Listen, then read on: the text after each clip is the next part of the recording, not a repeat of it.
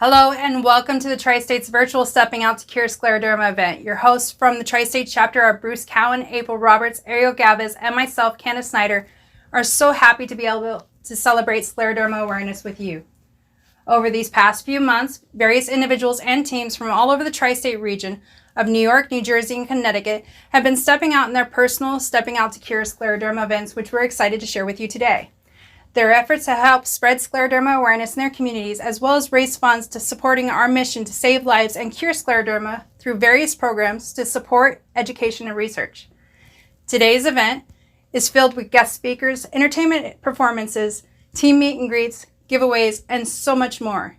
So if you're excited as much as we are, click on the share button below and help us spread scleroderma awareness today.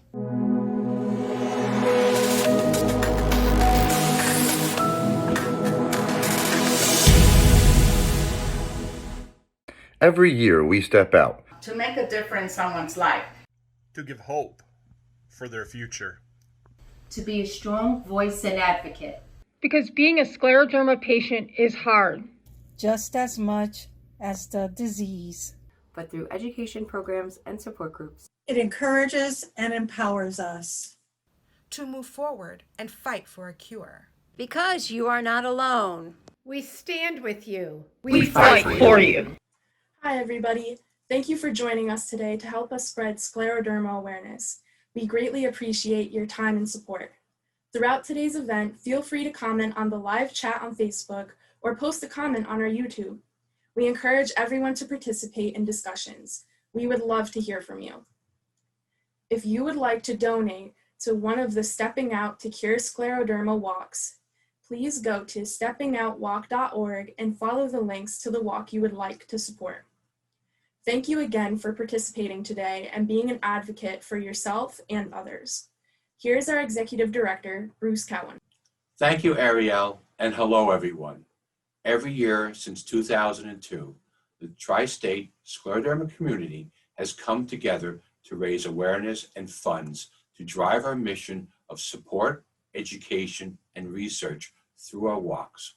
It's because of the remarkable efforts of all who have participated so passionately for the last 18 years in our Stepping Out to Cure Scleroderma walk. Tri-State has been able to offer and initiate so many programs.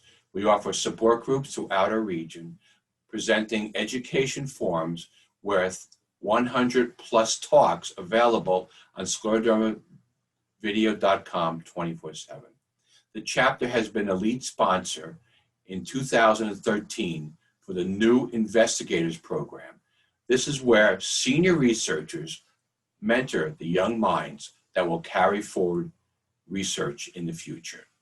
We've been on the front lines of advocacy efforts, initiating bills in Congress, as well as funds for research through the Department of Defense program. And this year, there is $5 million, yes, $5 million available for scleroderma-related research. For 2020, we had 11 in-person walks planned for June. They're now part of today's virtual program. Amazingly, 7 of those walks are celebrating 16 or more years of stepping out for our mission. The Tri-State chapter traces its roots to Manhattan in 1981 and growing over the years to serve the scleroderma community in all of New York State, all of Connecticut, and northern New Jersey. And our chapter is one of 20 that comprise the National Scleroderma Foundation, which is located in Boston.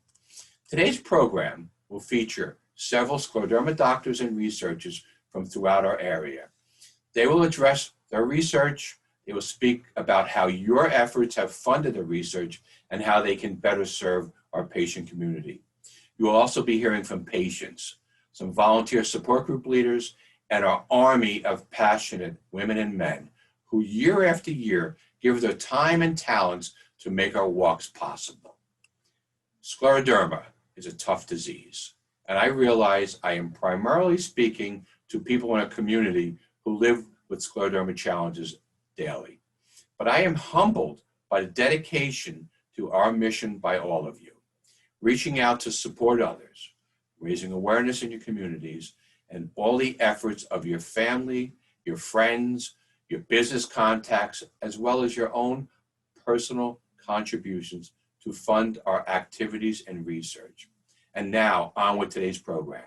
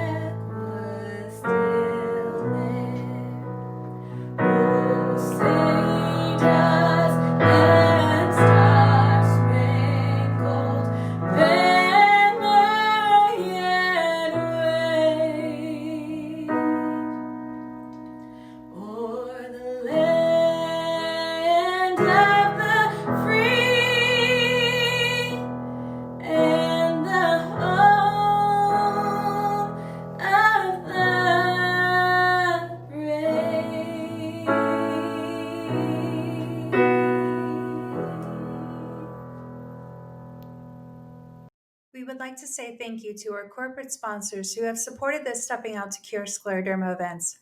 Over the years, we have been fortunate to have various national sponsors through the Scleroderma Foundation. This year, Actelion and Boehringer Ingelheim have partnered with the Scleroderma Foundation as diamond sponsors. We would like to say thank you to their continued efforts to the scleroderma community. We would also like to thank Beth Page Federal Credit Union, who over the years have been an active supporter of the Long Island Stepping Out to Cure Scleroderma Walk. This year, they continue to honor their pledge in supporting the Long Island Walk in memory of Barbara Musco. We would also like to thank our various corporate sponsors throughout the tri-state region who have committed to support our mission and help us keep our promise to the scleroderma community. Thank you. And now a word from Dr. Lee Shapiro. Hello, I'm Dr. Lee Shapiro of Albany Medical College, director of the Scleroderma Clinic there. I've served for 30 years on the medical advisory board of the Scleroderma Foundation Tri-State. I speak to you today as we launch our first virtual Walk for a Cure of Scleroderma. Usually I speak to a group just in Albany. Now I speak to all of you. So the virtual world is actually bigger and more powerful than these separate, smaller worlds.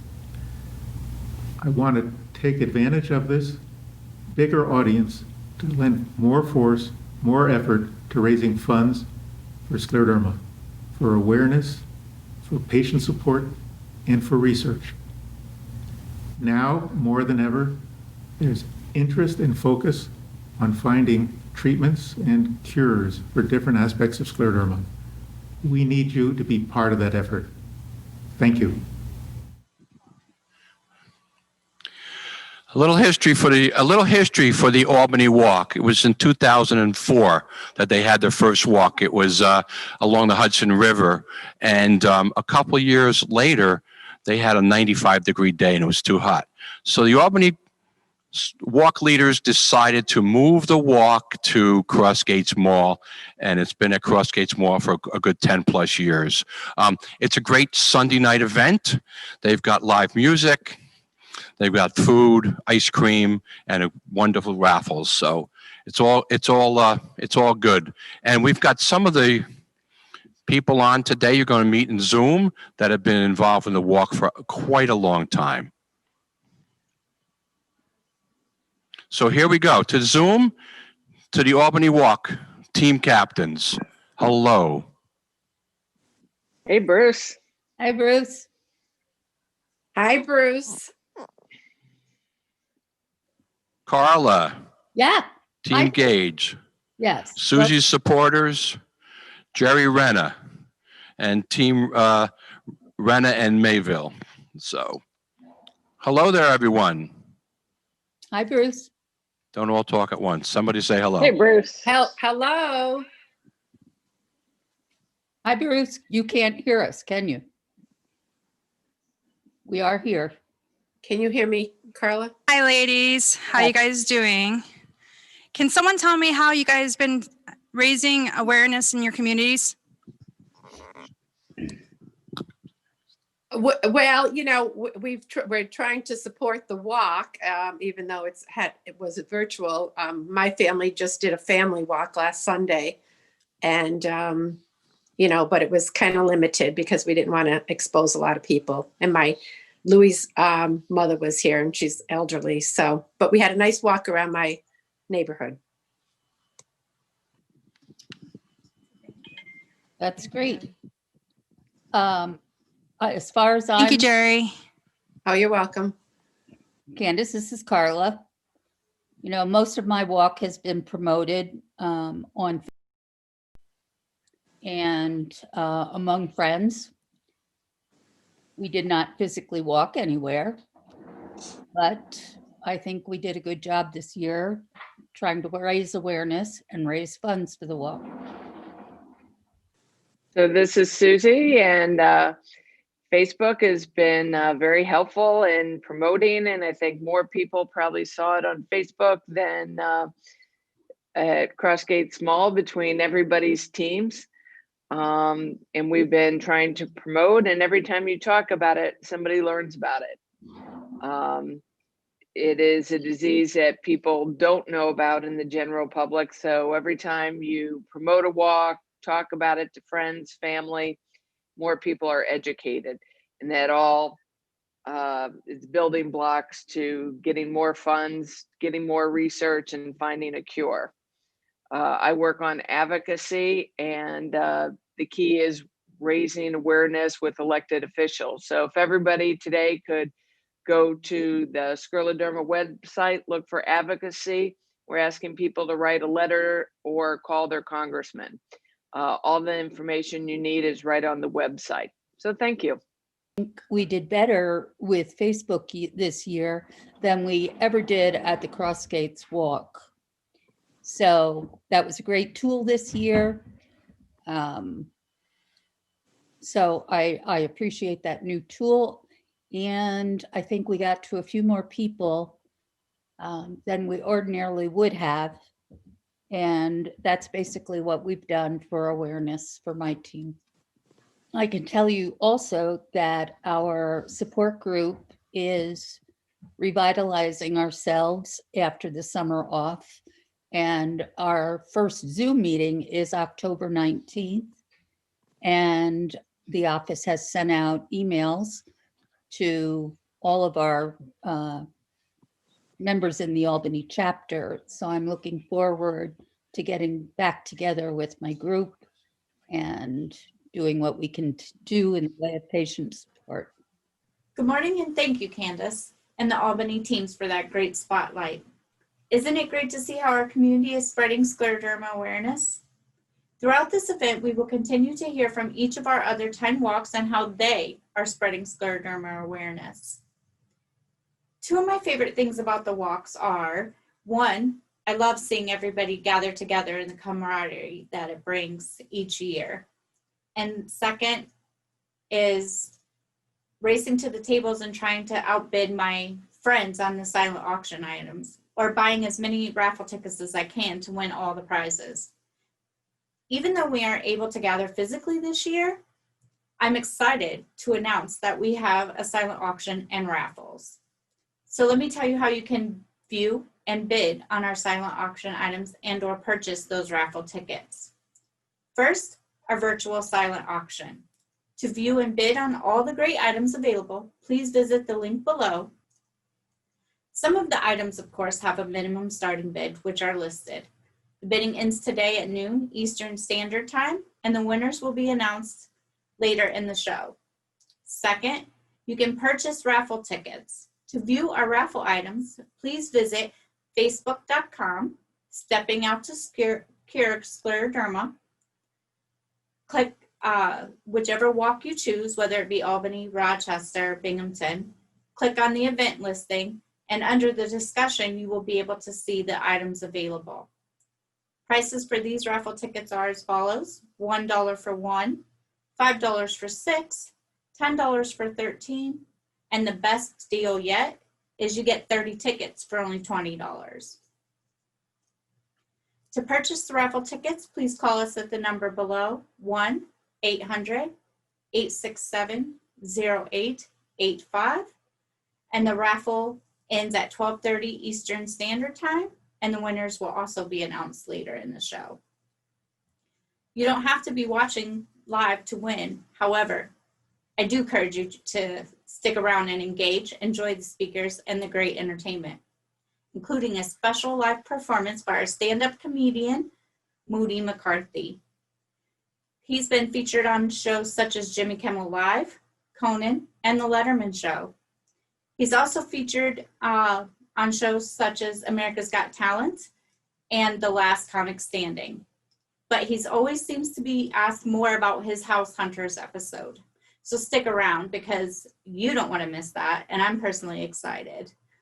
The money we raise today helps us with our threefold mission: support, education, and to help fund research. Once again, if you didn't get the information before, visit the link below, and to view and bid on our silent auction items, or call 1-800-867-0885 to purchase the raffle tickets. And remember, awareness is key. And now I'm going to turn it back over to Ariel so she can introduce our next speaker.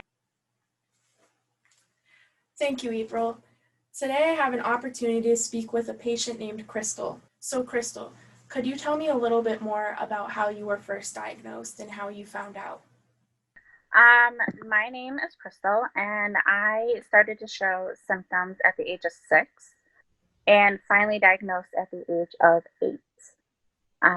My parents took me to the doctor, and they were able to kind of pinpoint a little bit more, and then I met with a plastic surgeon, and we kind of went from there, where I've had multiple surgeries. How are you currently coping with having scleroderma, and how does it impact your quality of life? Well, over the years, it's, been rough growing up. But as I've gotten older, I was able to go through school and carry on jobs, a couple jobs, a few times. I've had 2 wonderful children, and there's days that I have good days and bad days, depending on the weather and how much I have exerted myself a little bit more than I probably should. Have you noticed a difference in how scleroderma impacts you as an adult versus a child in both your physical and mental health?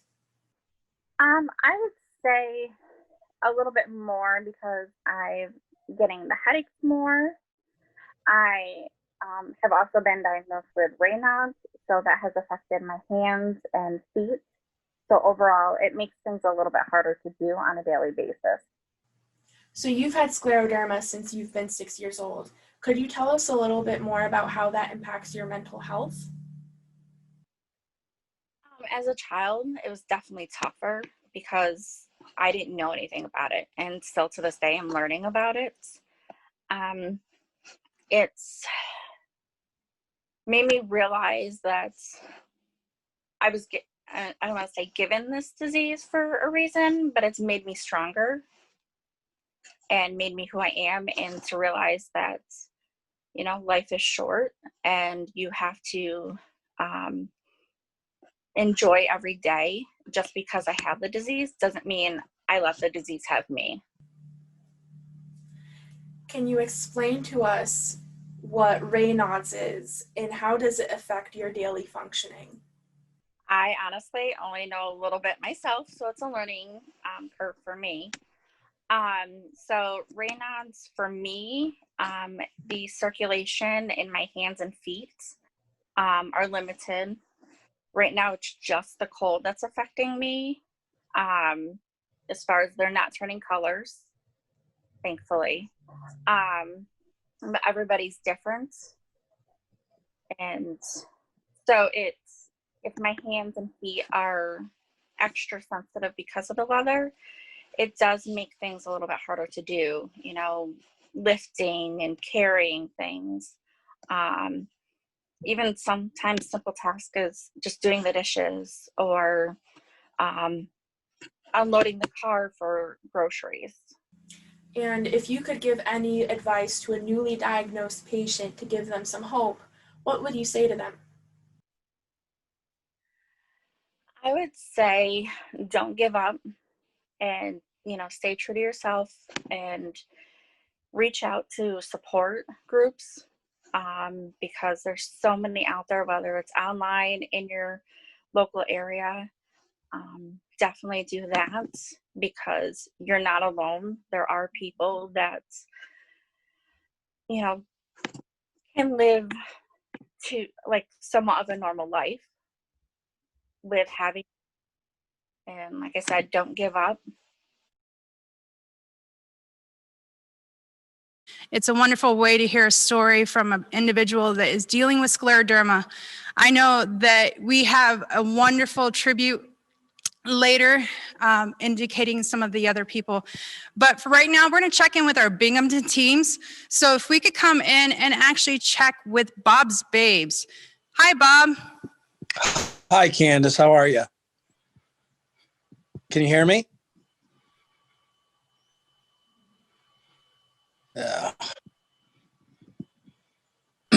Can't hear me.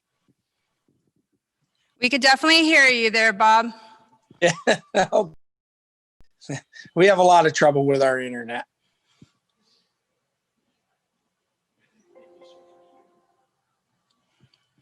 So, Bob, can you tell me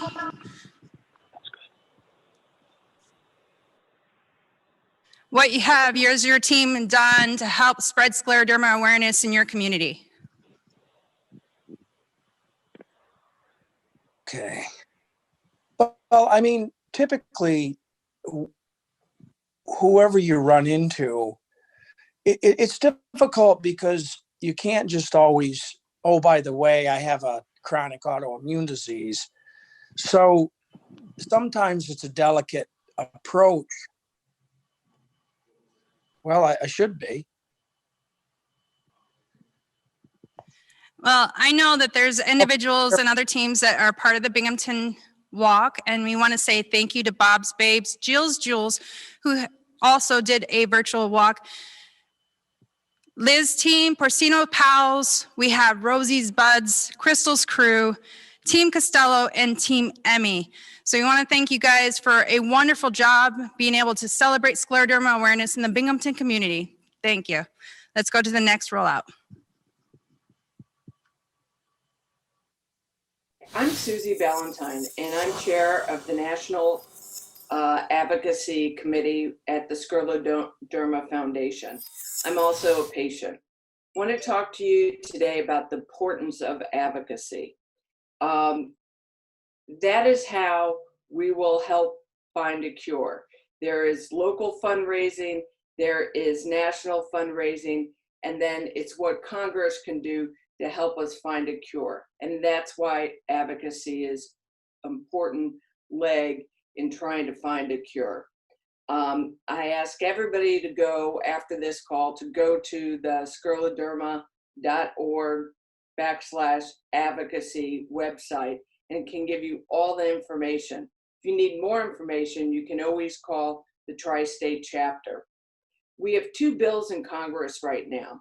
HR 3446 and S 2477. And what those mean is there's a bill in the House and there's a bill in the Senate. Right now, the House has 46 co-sponsors. We're trying to get more, which makes it more likely that the bill will pass when you have a lot of support. And what it does is it establishes a commission to coordinate the National Institute of Health or related scleroderma and fibrotic diseases. In the Senate, we have two co-sponsors, as well as Senator Gillibrand, who has introduced the bill. Both these help get us to the place where we can find a cure. The second piece of legislation that is out there is what's called the peer review in the Department of Defense. And Congress, over the last 2 years, and is set to do it this year as well, is to put $5 million in a pool for research, which is an amazing amount of money, which again, you never know what piece of research, but to get $5 million from Congress is a huge accomplishment. And that's what we have done by talking to congressmen and spreading the word. Advocacy is a fancy word. Really, it just means talking to your congressmen and your senators so that they can be part of the team so that we can find a cure. And again, for more information, and if you want to be involved, go to scleroderma.org/advocacy. I'm Tracy Mestek. I'm a scleroderma patient. I was diagnosed in 2006. I'm also a support group volunteer, and I help out on the Stepping Out to Cure Scleroderma walk. But what I like to do most is patient advocacy. Like Susie said, it's a fancy way of saying sharing your story. And when I first started advocacy work, I didn't think people would want to listen, especially our elected officials. I was found to be very wrong on that. We, as the Rochester support group, several of us met with Congressman Joe Morelli to discuss HR 3446. He had not been committed to signing on that bill. We met with his staff. We shared our stories and our struggles and exactly how scleroderma impacts our lives. And a couple weeks later, we got the word that he decided to sign on to that bill and be a co-sponsor. That was done at our local level. I've also done advocacy work in Capitol Hill days at the national level. We met with a variety of senators and congressmen and their staff, and they were all very interested in hearing our stories. They don't know what scleroderma is. They don't know the full extent of the impact to both our lives, our families, and our communities. So by sharing our story, we get to educate them and show them what a scleroderma patient looks like, but also get rid of some of the preconceptions about what someone who is disabled looks like and acts like. So by showing them that we could be their sister, their friend, their daughter, they could pass us on the street and not know that we have a chronic illness. And that invisible illness is what gets in the way because we don't necessarily look ill. So the best way to get information to our elected officials is through advocacy, meeting with their staff, talking to their staff, doing follow-up with them. You might think that you're being a pest or you're bothering them, but you're not. That is what they are there for. They are there to help their community and their constituents. So if you want to make a difference, call your local congressman, call your senator's office. You may not get to speak with them, and chances are you won't, but their staff is extremely interested. They will ask questions. They will want clarifications on things that they don't understand. So if you think one voice can't make a difference, I can tell you it absolutely can make a difference. Thank you.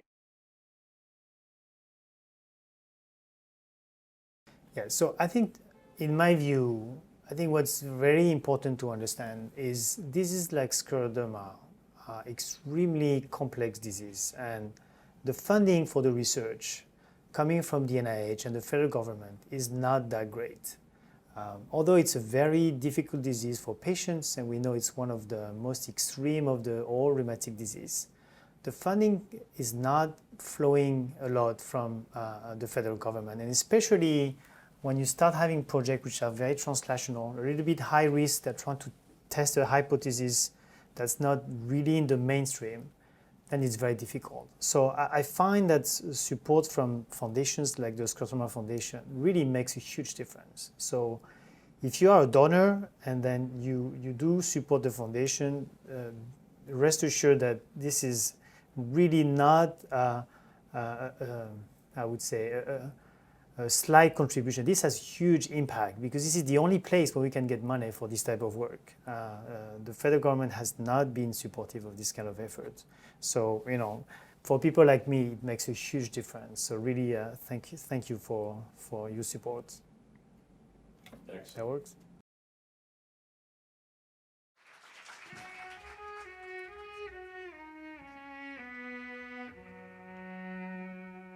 When all the world is a hopeless jumble and the raindrops tumble all around, heaven opens a magic lane. When all the clouds darken up the skyways, there's a rainbow highway to be found, leading from your window pane to a place beyond the sun, just a step beyond the rain.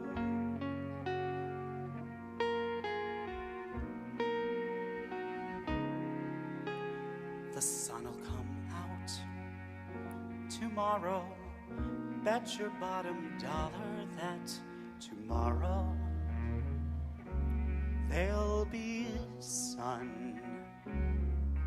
Just thinking about tomorrow clears away the cobwebs and the sorrow, till there's none. When I'm stuck with a day that's gray and lonely, I just stick out my chin and grin and say, here comes the sun. Here comes the sun, and I say, it's alright. Little darling, it's been a long, cold, lonely winter. Little darling, it feels like years since we've been here. So a couple of years ago, my worst high school bully found me on Facebook, because they all find you on Facebook.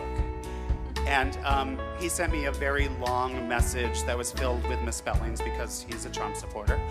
And but he was apologizing for the way he treated me all those years ago, and then he got to the kernel of why he was writing. His 15-year-old daughter had just come out to him, and he didn't know what to do or how to handle that. And before I could bitchily write, Google exists, you heard of it?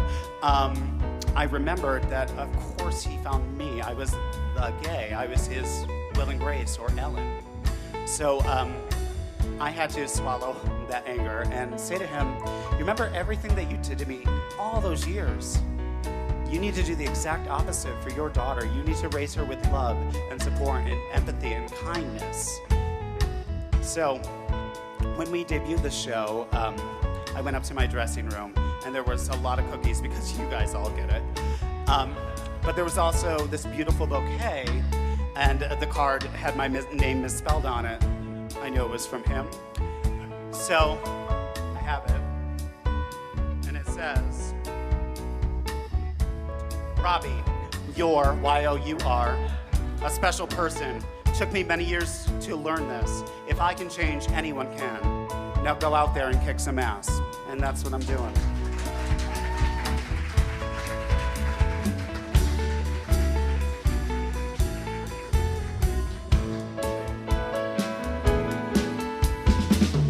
Little darling, I feel like ice that's slowly melting.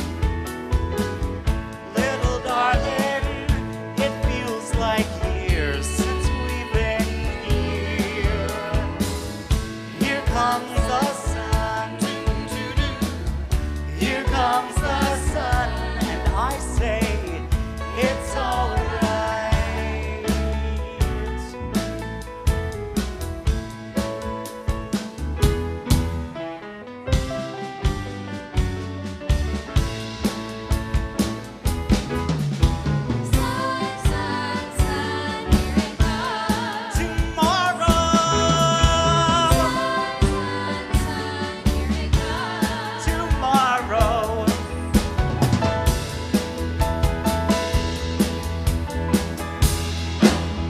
when I'm stuck with a day that's gray and lonely, I just stick out my chin and grin and say, oh, the sun will come out tomorrow, so you gotta hang on till tomorrow, come what may. Here comes the sun. Here comes the sun, and I say it's alright. Tomorrow, tomorrow, I love you. Tomorrow, you're only a day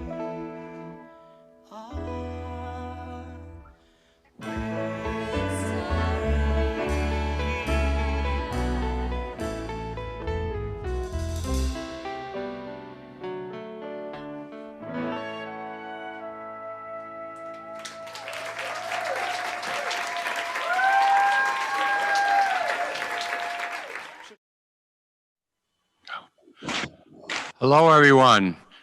We've had a few little technical difficulties. We're sorry. We're getting back on track. So I want to read the number to buy raffle tickets.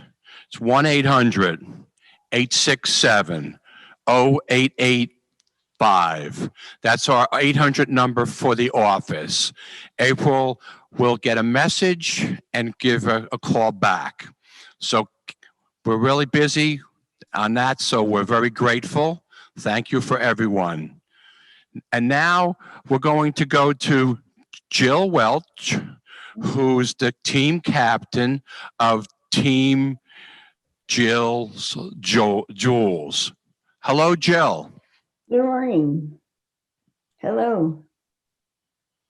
How you doing today? Good. Yes, you can hear me. Yeah, we can hear you, Jill. Let's tell us about all your activities. I know that you've been a team captain for the Binghamton Walk for a long time. And you shared with me about a year ago on Facebook, you did your birthday team fundraiser, and you were really, really honored with all the people who've responded. So I'm talking enough. Go ahead, Jill. Well, all I got with that was an email or Facebook message saying that I want to do that and to choose my charity.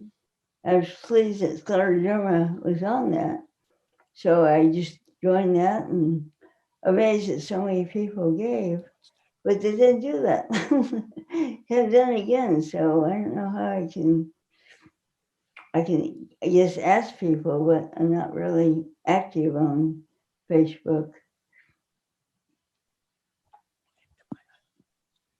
So this year, my team, we went to Stewart Park here in Ithaca in September 15th, and we had a walk around the park on a beautiful day, and we all wore face masks, and some of us hadn't seen each other for months and months, so it's nice just to get together, and we had pizza afterwards and help raise some money and awareness. Thank you, Jill. So that was Jill's family and friends' efforts. We know that many, many of you out there have had your own team because we couldn't get together as a traditional walk. So we thank everyone. We certainly appreciate all of that. Thank you for being on, Jill. You're welcome. We wish you luck. Stay healthy. Take care. Thanks.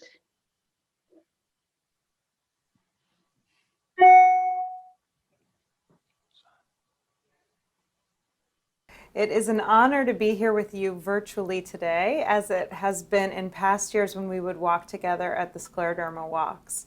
Among the many things that felt like missing out this year was missing out on Scleroderma Foundation Stepping Out to Cure Scleroderma Walk. Every year I have so enjoyed seeing my patients and their family members as we all come together to increase awareness about systemic sclerosis and to raise money to fund research for this incompletely understood condition, as well as to fund patient education and support. But I am completely grateful for us to come together in this new way this year to accomplish the same goals, just as making our voices heard to bring attention to systemic sclerosis and to drive forward for continued support for patients and new developments as we search for treatment. So although there has been tremendous loss in 2020, it is also a year where we can remind ourselves of what brings meaning to our lives and where we practice gratitude and find the positive. This virtual moment together reminds us of how important our community has been and continues to be. Soon enough, we will be back together in person, and until then, we will persevere through the challenges of this year and the challenge of this illness. Wishing health, safety, and lots of love to my scleroderma community. Thank you, Dr. Gordon. Dr. Gordon will be at the Manhattan Walk for so many years, and we gather together in Riverside Park, and we have a community, we raise awareness, we raise funds that help support our mission, and a good part of our mission is funding for research. So this is all new to us. Today, we are, as Dr. Shapiro said earlier, not just one walk, but a whole collective community of Tri-State. And we are grateful for those who responded.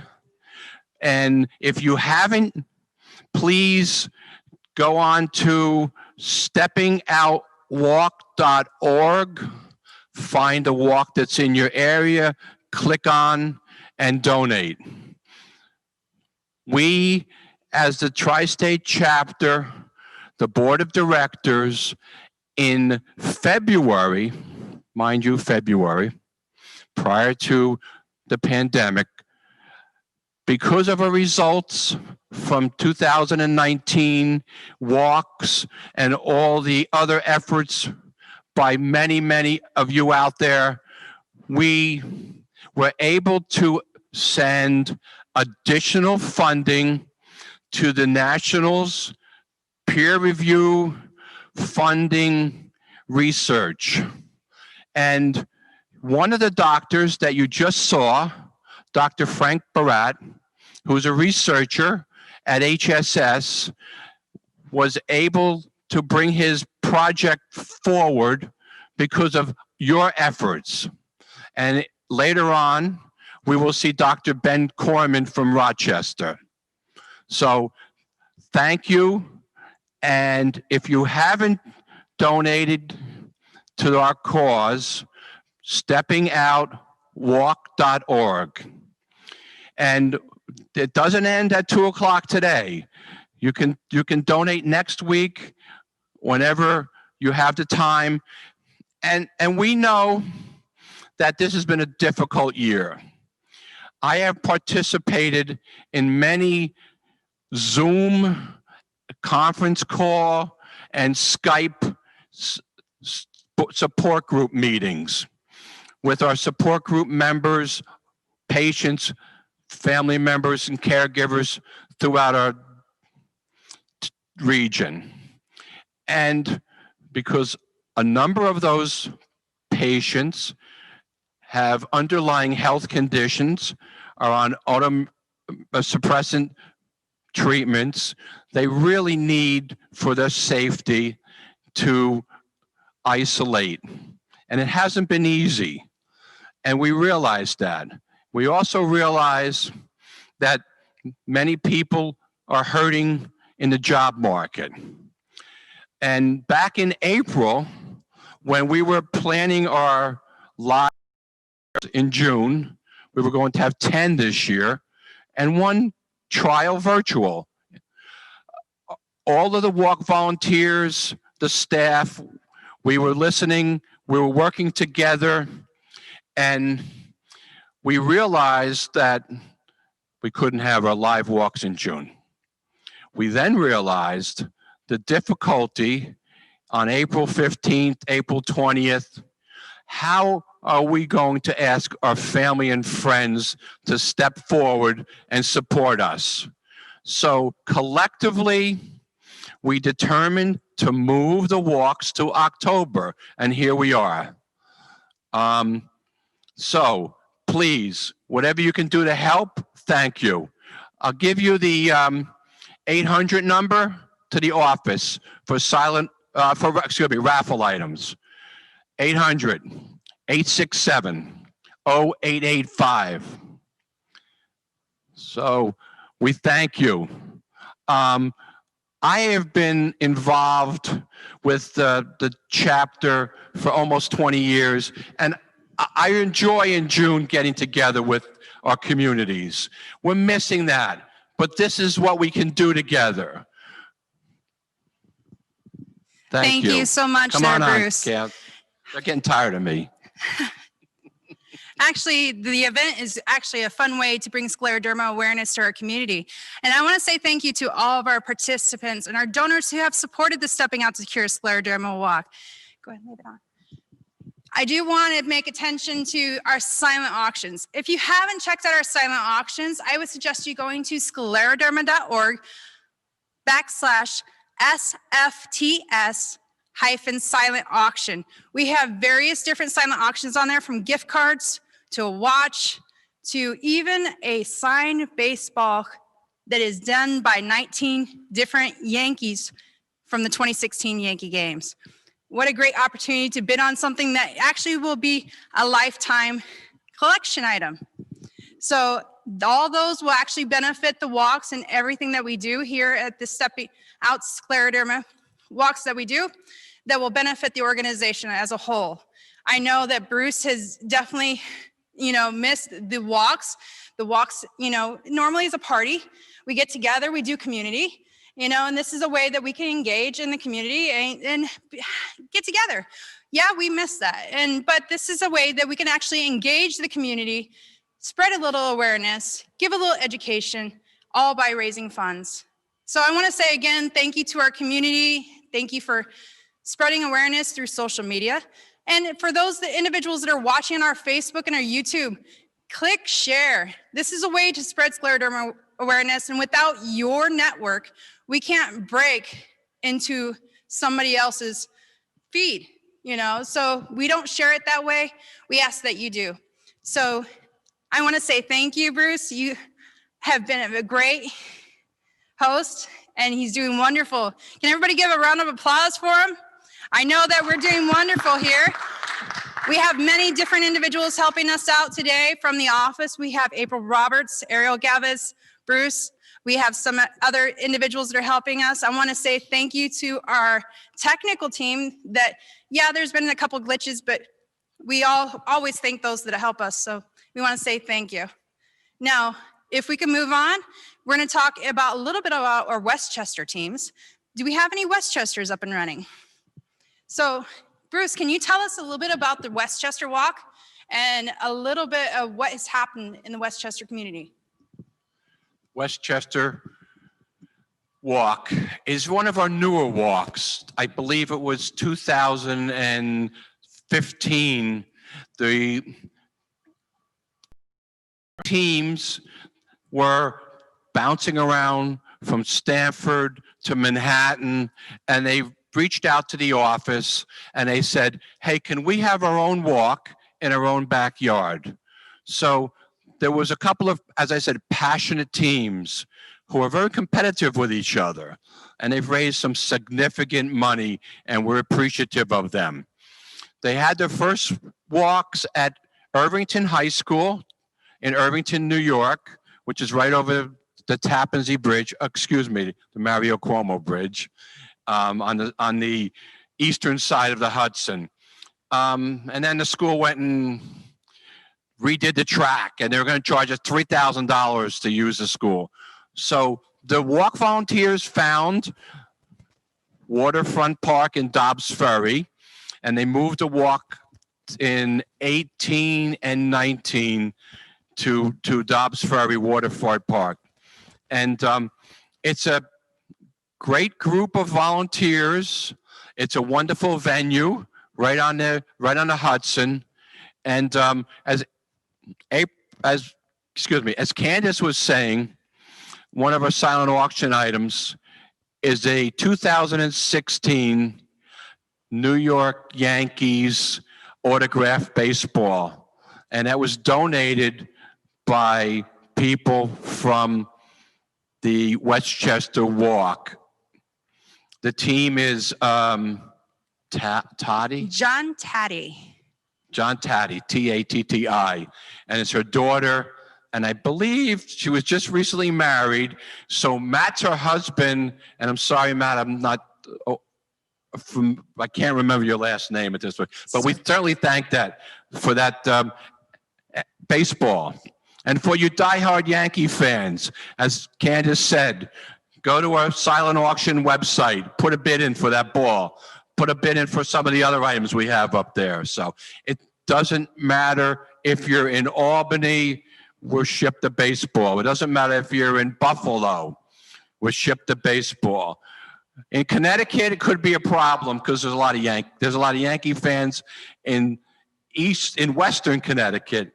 But when you get to Eastern Connecticut, there's another team that they root for. They wear, I think, red hats. We won't go any further than that. So, Candace, take it away for a minute. Thank you, Bruce. I do appreciate it.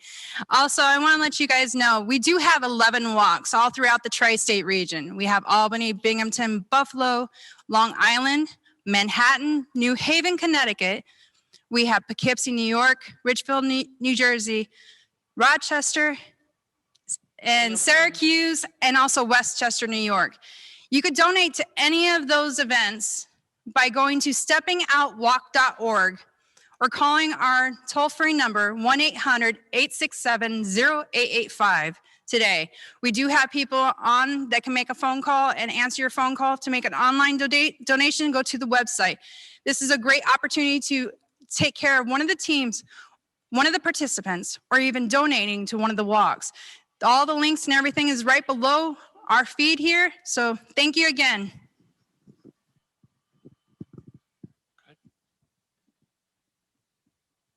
Hi, I'm Bill Selnick. I am the creator of Sclerodermavideo.com and producer of over 400 scleroderma-based videos since we came on board in 1994. We've been working with the Tri-State chapter since the late 90s, bringing their educational forums from the auditorium to your living room, computer, phone, and tablet. If you've attended one of these events, you've probably seen us, or at least our tripods in the back of the room. Together with Tri-State, we bring you the words of experts, physicians, researchers, occupational therapists, dietitians, pharmacists, psychologists, attorneys, and more. I'm also an event and wedding videographer, which directly led to my introduction to scleroderma. An early wedding client's mother, Fran Batts, had scleroderma. When we began in 1994, little information on scleroderma was available to the general public. The internet did not exist as we know it today, and one patient, Fran Batts, chapter president in a prior foundation, saw the need to record and share medical presentations. So she brought us in to record some sessions in 1994, and we never left. In the early days, we reached patients through VHS, then DVD, while the internet grew up. By 2008, we were working on building a streaming website for full presentations to be viewed on demand. Not an easy task in 2008. The internet, while a tremendous resource, also became a prime resource for disinformation. Since going live in 2010, Sclerodermavideo.com has hosted almost 200 talks on so many subjects specific to scleroderma, from overviews to diagnosis, testing, research, lungs, skin, GI manifestations, medications, diet, Raynaud's phenomenon, Sjogren's syndrome, oral health, pain management, and more.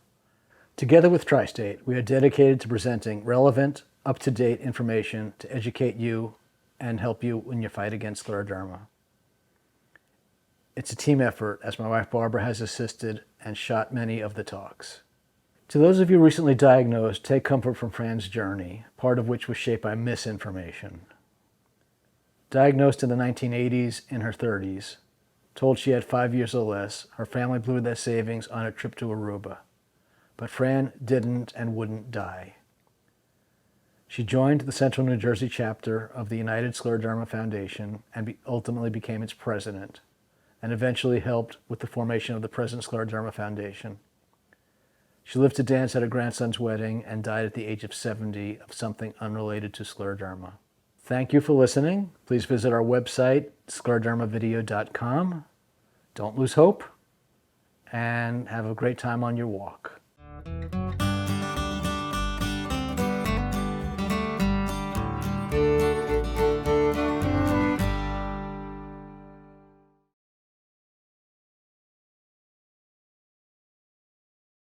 Bill said he's been connected to us for a long time for Franny, and Bill and Barbara are a wonderful partnership to us. So, and now we're going to go to the Ridgefield Park Walk.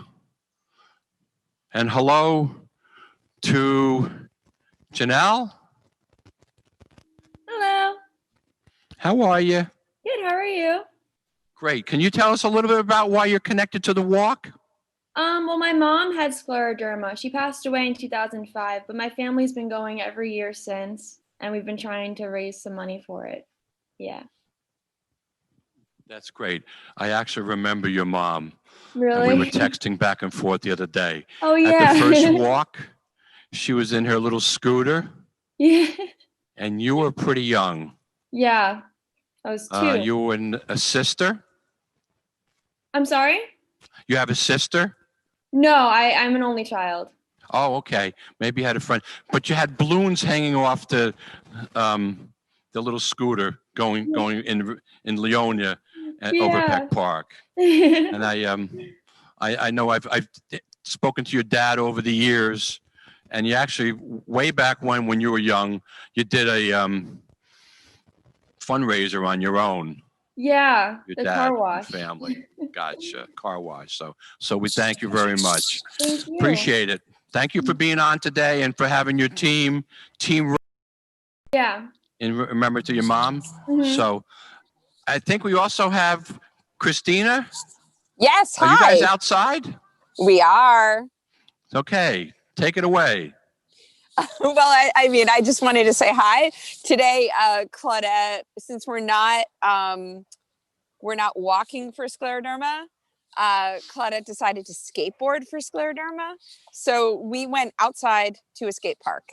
And so Claudette is right now with her Scleroderma Squashers team skateboarding at girls' time at the skate park here in Montclair, New Jersey. So hi to everyone. I just wanted to introduce myself a little bit.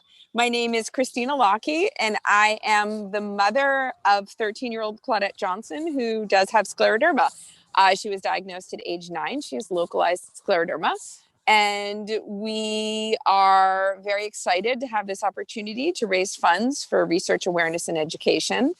And Claudette is, I mean, she has scleroderma, but she's this thriving 13-year-old who's always learning and picking up new things, specifically skateboarding, which she's doing with great enthusiasm today. I'll grab her in a minute when she comes to this side of the park. And this is our 3rd or 4th year. I think it's our 3rd year, because the first year, I think we were just so busy with treatments that we weren't involved with the Scleroderma Foundation as much. So this is our 3rd year of having the Scleroderma Squashers. And it's just a really great coming together for Claudette with her friends, where we can all just sort of do something that we think benefits the community in whatever way possible, whether it's walking around Ridgefield Park or skateboarding around Montclair Park.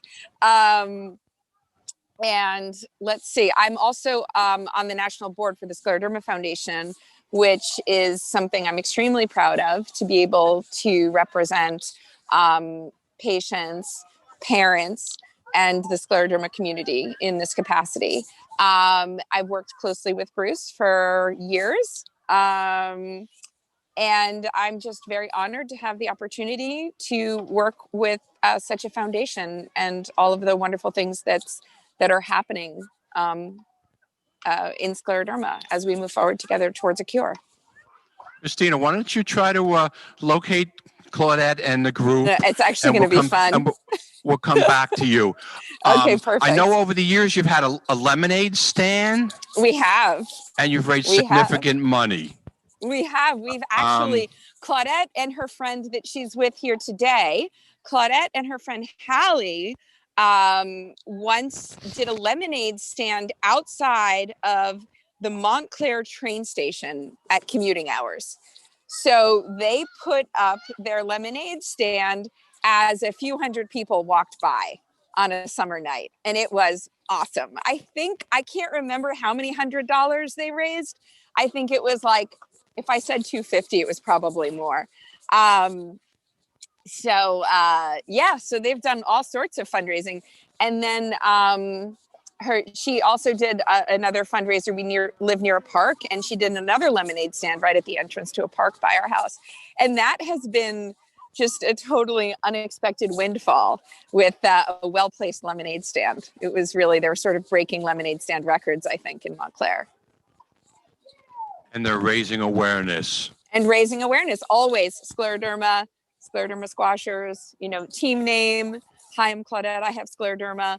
Let me tell you about it at each step of the way. So it's a really great opportunity, and they have fun. Let's see. We got Rosa and DeHaven. Rose, can you hear me? I can hear you. We could see you. Can you move it down so we can see your whole face? Perfect, dear. Let's say hello. Hello to everyone. It's a lovely day. Too bad we can't walk all together. Team Rosie, how long you been involved in a walk? I'm going to say 8 or 10 years. Longer. I've had scleroderma for 20 years, so I've really started at the very beginning.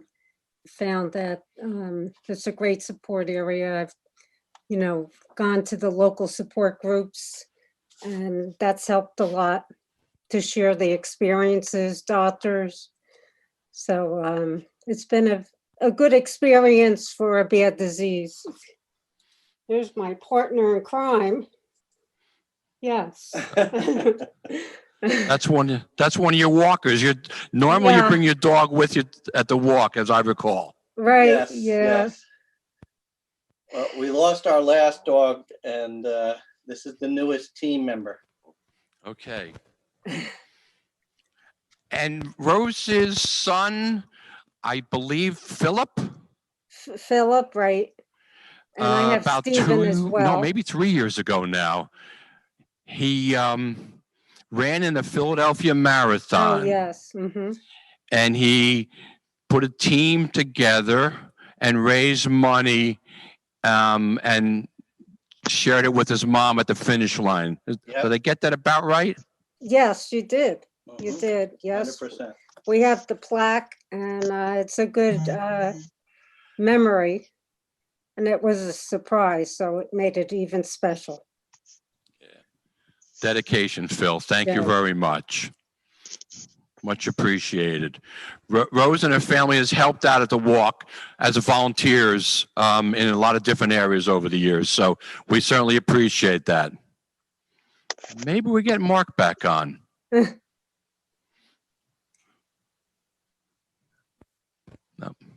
Okay. Thank you to the Ridgefield Park group. Oh, we get back to the. No, I don't see them on here.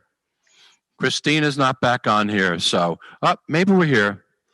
Hang on there, Hello. Rose and Janelle. Hang on there, and Mark, we'll try to get you going. So here we go. Say hello, Claudette. Hello. How's it going? It's good. It's sunny out there in New Jersey. It's a great day in Yeah. Binghamton. It's gorgeous. Here, we'll show you where we are because we're not walking today. Claudette, show everyone where we are. We're actually not walking. We are, in fact, skateboarding. So these are the Scleroderma squashers.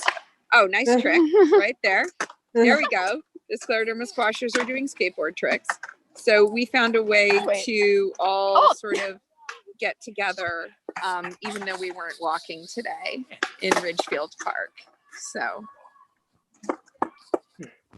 Claudette, is there anything you wanted to share?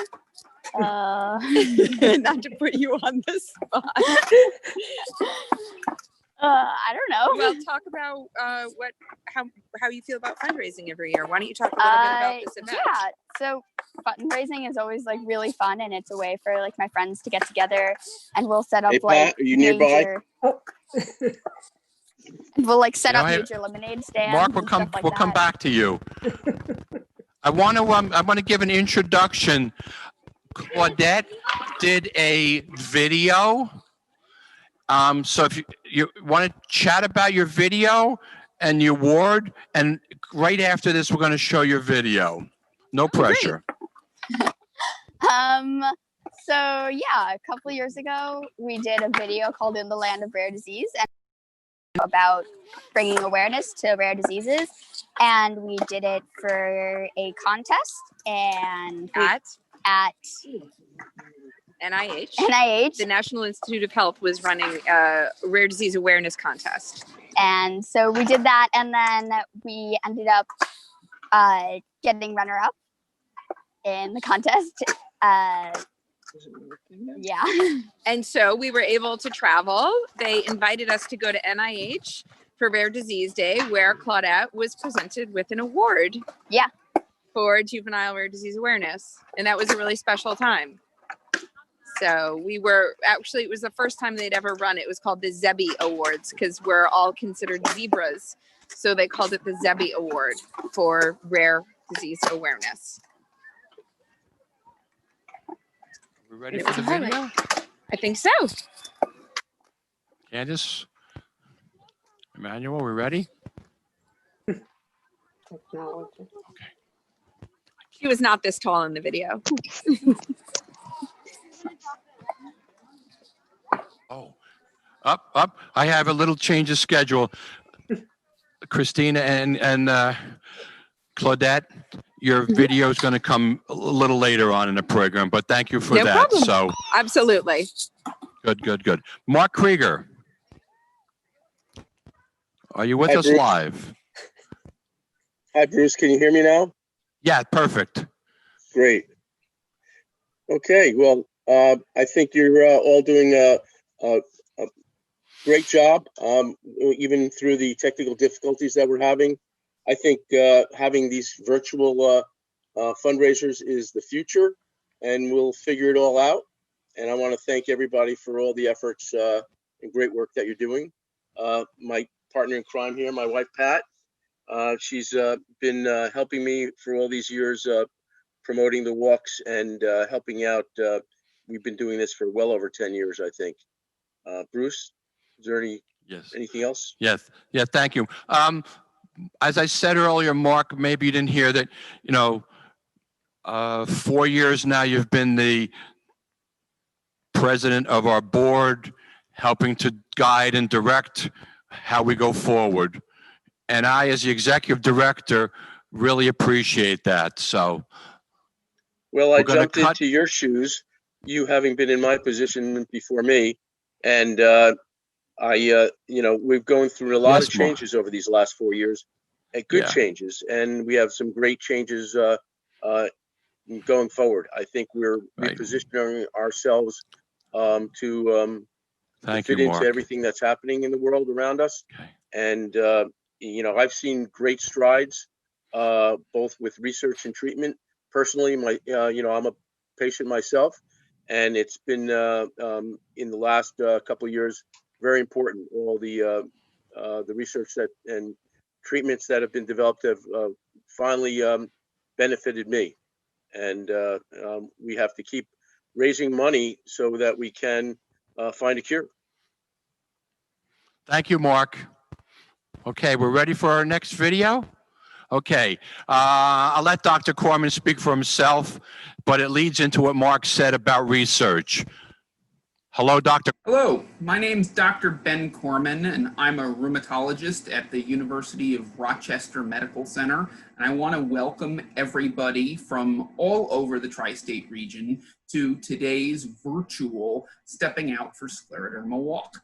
It's really important and exciting that we're all here together working to raise awareness and to raise funds. It's really important because these kinds of events are the lifeblood of the Scleroderma Foundation and all three of its missions, including patient support, educating the community, and supporting research. In terms of supporting research, the foundation has been a great boon to many young researchers, including myself. I received a peer-reviewed Scleroderma Foundation grant last year looking to study the role of TNF and TNF receptors in a new model of pulmonary hypertension. And this grant, like lots of others, are the kinds of things that the work that we do in a walk like this help promote. I'm really appreciative that all of you are here and appreciative of the chapter and the National Foundation and all of the things that they're doing to do walks like this. So hopefully, as we're all in different places across the tri-state region, we're able to step out to cure scleroderma because we can't miss a step. Thanks. Thank you, Dr. Corman. And that will lead us into the Rochester Walk. And the Rochester group, we're very fortunate, is very active. I'll give a quick story and I'll let them then get involved and then we'll follow up from that. But June 29th has been declared World Scleroderma Day to raise awareness, not just in our region, not in the US, but within the whole world. And the Rochester group, I'm thinking this is probably the 4th year, lit up Rochester in teal, the town hall, Kodak building, number of other buildings. And so let's see who we have on from Rochester. Gracie, Marilyn, has been declared Sheila Rogers. Scleroderma Day. Not just Val Fenty, Rochester by way of Florida. Yes, I'm in Naples today, but how are you? It's a tough life. Val is the captain of Team I Love K. Unfortunately, his wife passed away, but he's been a great advocate and great supporter for us. In fact, I went to Washington Capitol Hill Day with Val a couple years back. So, anyone else want to chime in? We'll go one at a time. Marilyn. Good morning. Good morning.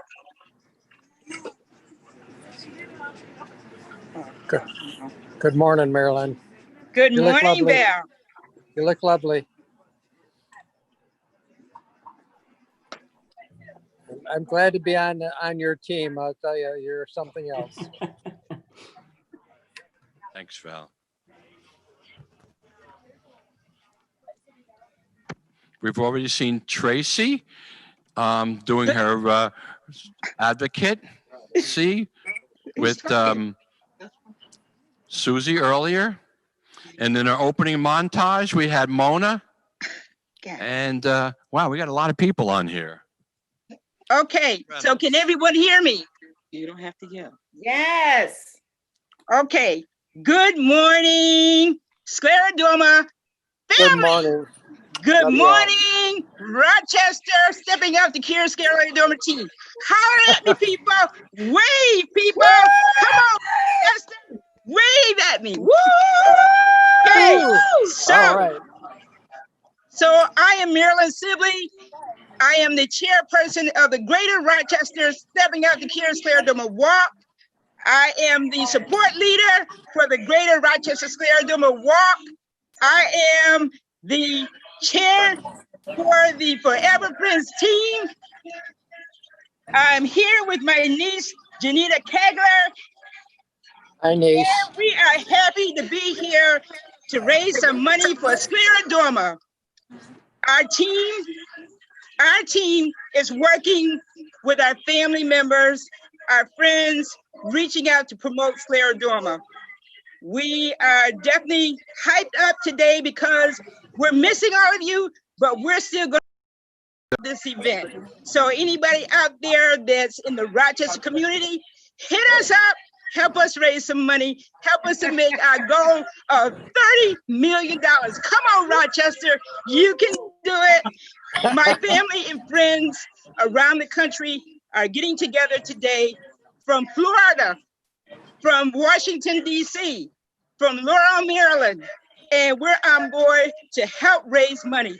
We're raising money to make sure that our patients have the necessary resources and information that they need, and also raise awareness for scleroderma research. So, team, shout out. Well, hi, I am Sheila Rogers. I am a registered nurse here in Rochester, New York, and this is my first official team. It's Black Nurses Unite, and technically I work with the Rochester Regional Health System, and I also am a part of the UR system here in Rochester, New York as well. So it's just a bunch of us nurses getting together and really, coming together for a cure, really trying to raise money. And we didn't raise as much as we wanted to this year, but every year it's going to get better and better as we bring more and more awareness. I have found out through the work with my Aunt Marilyn is that what I found out is that it's really affecting the African-American community as well. And so it's really, we need to do our part. So I wanted to just get the nurses together. A lot of my nurse colleagues had not heard of scleroderma, which I found, just sad, So here we are. We want to just really bring awareness and spread the news that this condition is out there and it's affecting everyone, definitely the African-American population as well. So kudos to my team. Just keep sending the money. I think my lines are still open, right? As far as people actually being able to donate to Black Nurses Unite. So I'm just so happy to be a part of this team. And Rosa Johnson as well, my aunt, and she had the condition. That was the first time I've ever heard of it. And I've been a nurse now for 40 years. So it was definitely an eye-opener to me. And I just wanted to just bring awareness to my colleagues. So shout out to the Rochester team. Get on camera while I do this. As long as somebody.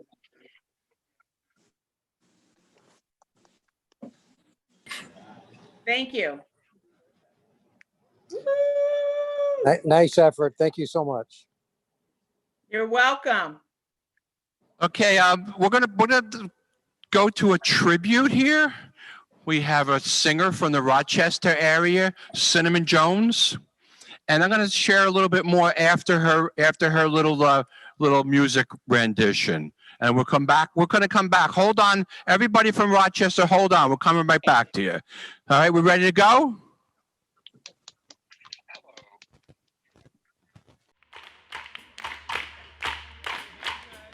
Let's go, let's go, let's go, let's go. This is for the Scleroderma Foundation. This is for Rosa. Rosa, we love you and we miss you. We're out here doing our walk. God bless you. Take care. Peace and love to everyone.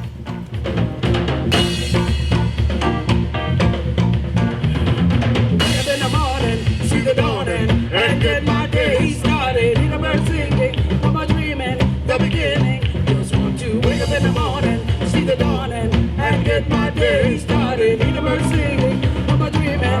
It's a brand new day.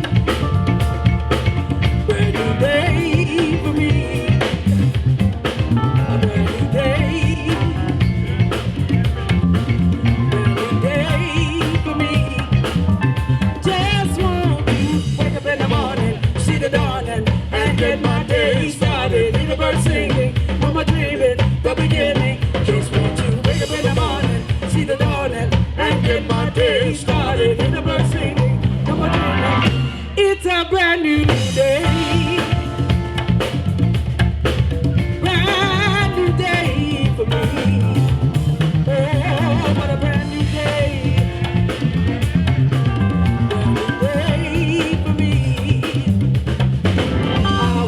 see what the world has in store for me.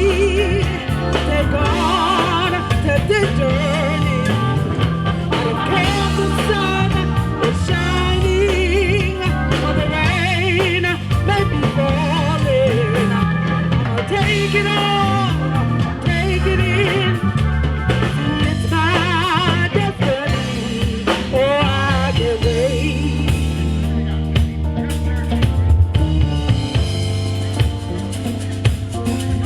Oh, I can't wait, no, no, to start my day.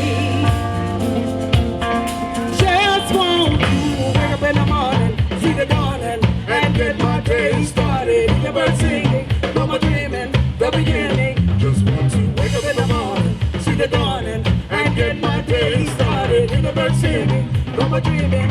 It's a brand new day.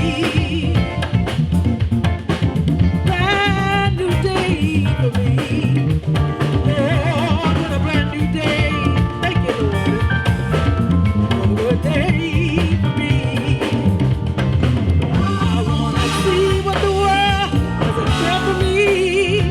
Take on to that journey. I don't care if the sun is shining or the rain may be falling. I'll take it all. Take it in, see it's my destiny. Oh, I can't wait, hey, to start my day. Lord, I can't wait. I thank you, thank you, thank you, thank you, thank you for the day. Lord, I can't wait to start my day. I thank you for the day. Lord, I cannot wait to start my day.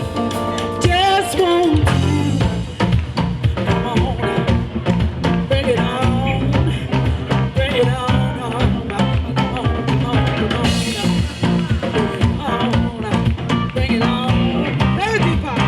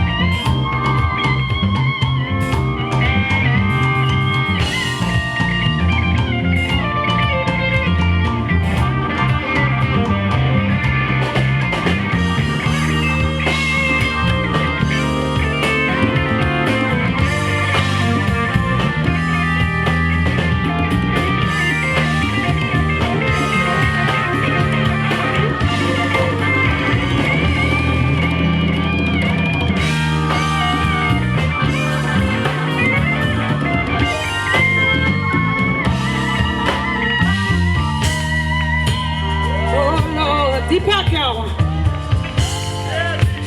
Start my day. Start my day. Start my day. Start my day. Start my day. Start my day. Start my day. Start my day. Start my day. Start my day. Start my day. Start my day. I wanna thank you for today. For today, I just wanna thank you for today. For today, another day of grace, another day of mercy. Thank you for the day. Thank you for the day. Another day of grace, another day of mercy. Thank you for the day. Oh, I want to thank you, thank you, thank you for the day, for the day. I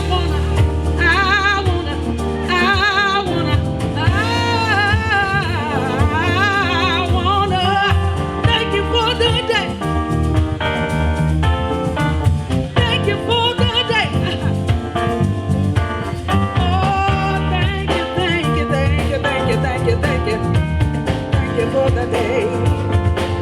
Oh, I thank you for the day. Say thank you for the day. Thank you for the day. Say thank you for the day. Thank you for the day.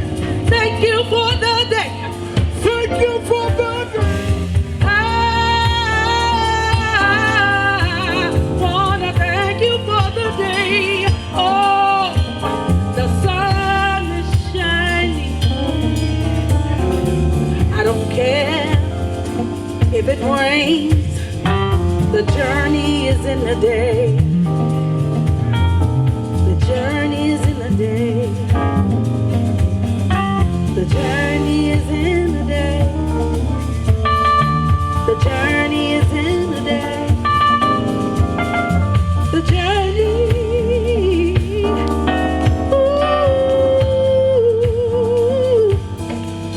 Ooh,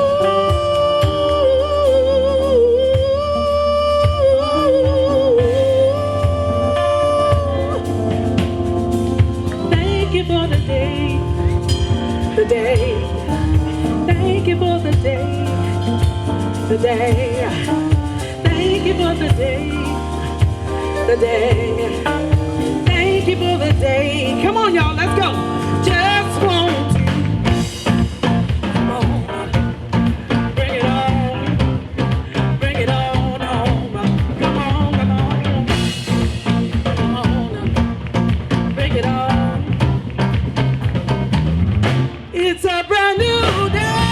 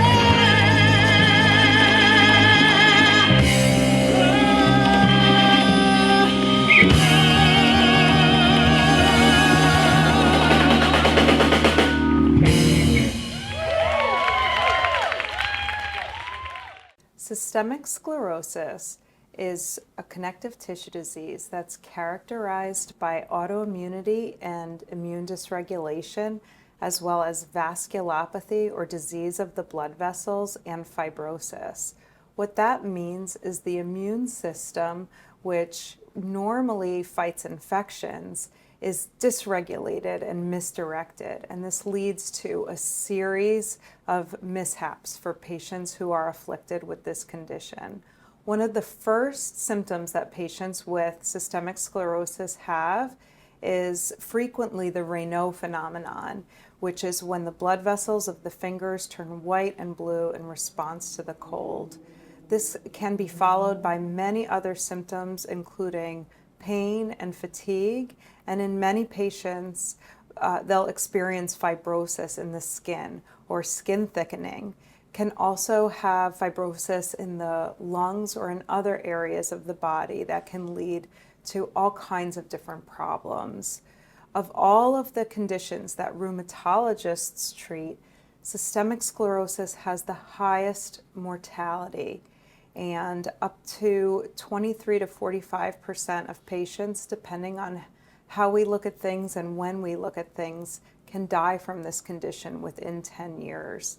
It also has the highest rate of disability when compared to other rheumatic diseases like rheumatoid arthritis or lupus. And these are some of the reasons why it's so important for us to focus on systemic sclerosis. Systemic sclerosis has different subtypes, and the main way we divide these subtypes is depending on the distribution of skin involvement. So some patients have skin involvement that's limited to the hands, wrists, and forearms, as well as below the knees, and can involve the face. Those patients have limited skin involvement, and other patients have diffuse skin involvement that can infect the whole body. And patients, depending on whether they have limited or diffuse disease, they have different patterns of internal organ involvement as well. And so that's one of the reasons why we pay attention to this differentiation. But all patients with systemic sclerosis need monitoring for heart and lung disease, as well as for kidney disease and GI involvement as well. This is a photograph of a patient who has puffy hands with systemic sclerosis, and this is a pretty common early sign of systemic sclerosis. Now, these hands can sometimes evolve to develop contractures, and that skin involvement can make motion of the hands more difficult and lead to disability, as pictured with contractures in this patient's hands. Another way that scleroderma can affect patients is with interstitial lung disease, and this is one of the leading causes of death of patients with systemic sclerosis. These are photographs of CAT scans of patients with interstitial lung disease, and one of the important manifestations of the illness, also one of our leading targets for treatment. Systemic sclerosis can also affect the heart in terms of pulmonary hypertension, or can lead to muscle problems of the heart or cardiomyopathy. This is also extremely important. Patients with systemic sclerosis can suffer from GI issues as well, which can range from uncomfortable and severe heartburn to severe malnutrition because of trouble absorbing food. Systemic sclerosis can affect the kidneys in terms of hypertension and systemic sclerosis, and this is a very important aspect of the illness that we need to monitor for. Patients with systemic sclerosis need to be treated by physicians who are familiar with systemic sclerosis, because it's uncommon and because sensitivity to the different aspects of the way that this illness can affect patients is extremely important in terms of these patients thriving as much as possible. So the Scleroderma Foundation is integral in terms of supporting patients who have this condition, helping them find the best care, helping them find support through their support groups and peer mentorship. The programs that Scleroderma Foundation provides for patients makes a huge difference in their quality of life. So please consider making a donation to Scleroderma Foundation to help them continue to provide the support to patients, as well as to fund important research in making this condition better understood.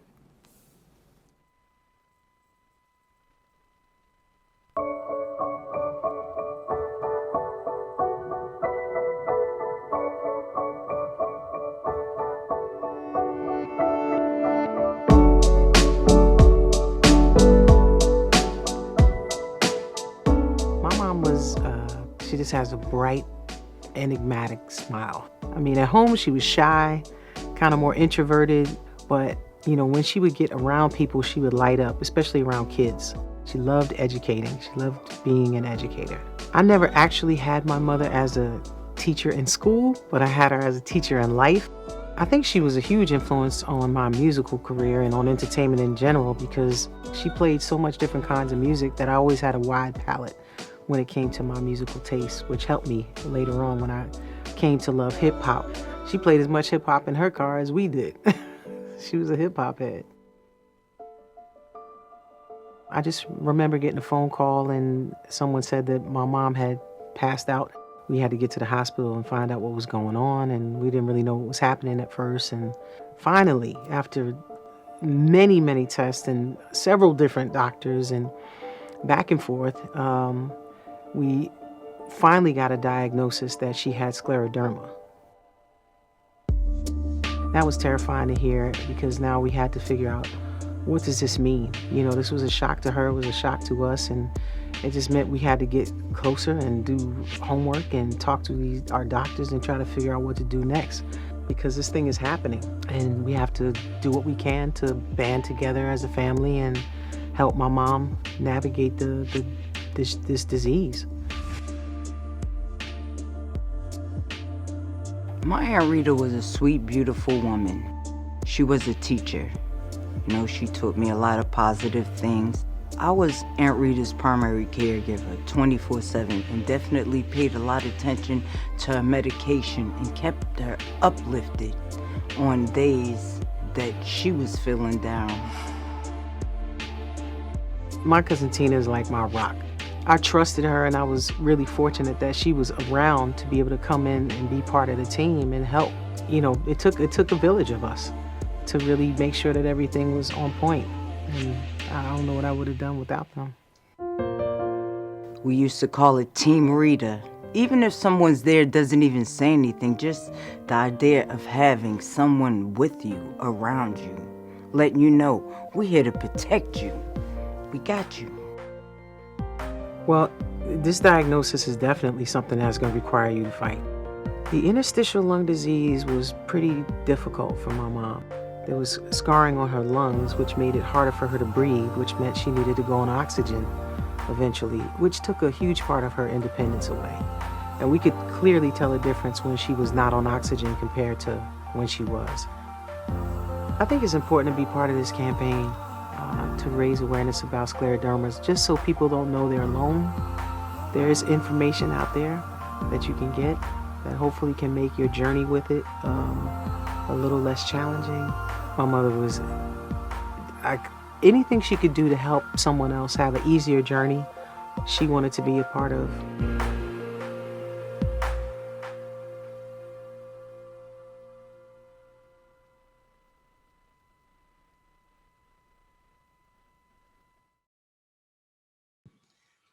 This is wonderful to hear how our community is coming together. I know that scleroderma, the disease, affects every patient differently. And as you've seen with Queen Latifah's video and how it affected her mother and how the caregivers come together in helping the patient is wonderful. Now we're going to do a quick spotlight on Syracuse. This year, it was originally going to be kind of like a virtual event on its own, same thing with another walk we have in Buffalo. And it was a trial run for us back to bringing back our walk to the community. This year, we were able to bring in a team and an individual that came upon and supported the Syracuse walk, and we want to say thank you. Team Snyder is actually my husband, who is the team captain.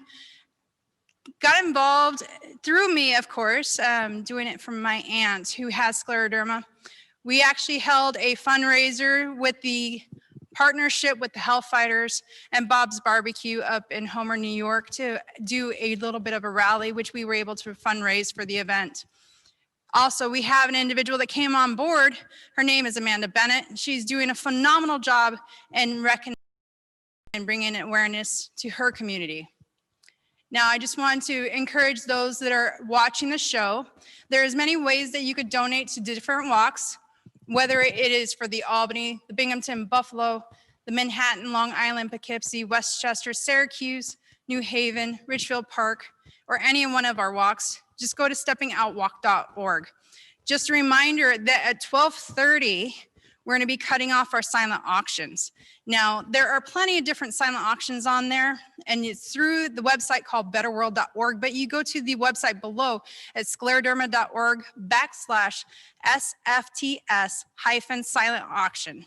In there, there's various gifts that are going to be going to the walks listed.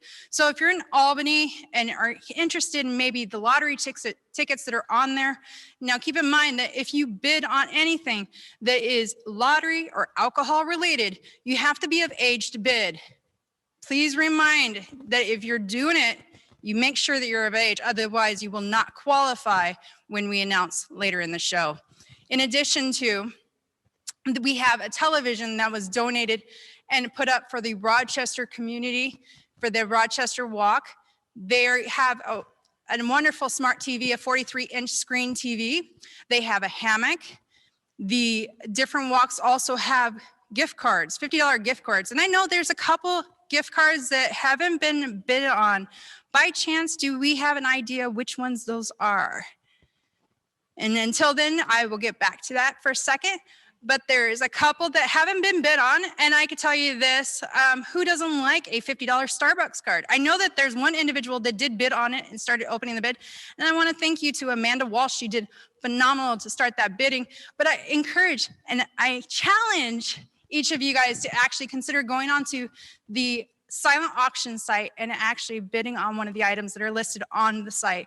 All the donations and the proceeds that are coming through that site will be going to our Stepping Out to Cure Scleroderma walks. And this is a great opportunity to raise funds with getting a little gift on the other side. Another thing is, if you haven't already bought your raffle tickets, that will also be closing at 12:30. So I suggest that you go ahead and call us at 1-800-867-0885. And again, the ticket costs, you get $1 one ticket, you get 6 tickets for $5, 13 for $10, and for the best deal of them all, 30 tickets for $20.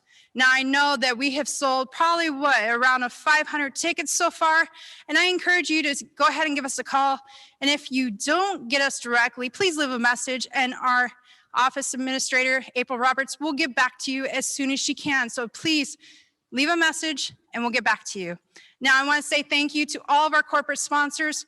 As you've noticed in our side up here on the side of the screen, we have our Actelion, Boehringer Ingelheim, and Bethpage Federal Credit Union. Now, Actelion and Boehringer Ingelheim are actually our corporate sponsors from our national office in Danvers, Massachusetts. Bethpage Federal Credit Union actually is a sponsor in memory of Barbara Musco from the Long Island Stepping Out to Cure Scleroderma Walk, who has been supporting the walk for over 10 plus years. And we want to say thank you to them. And it's a wonderful time that we can actually thank all of our donors, and we are appreciative of every single donation. Everything counts. And I know that, as you see on our lower screen, we have multiple walks being listed.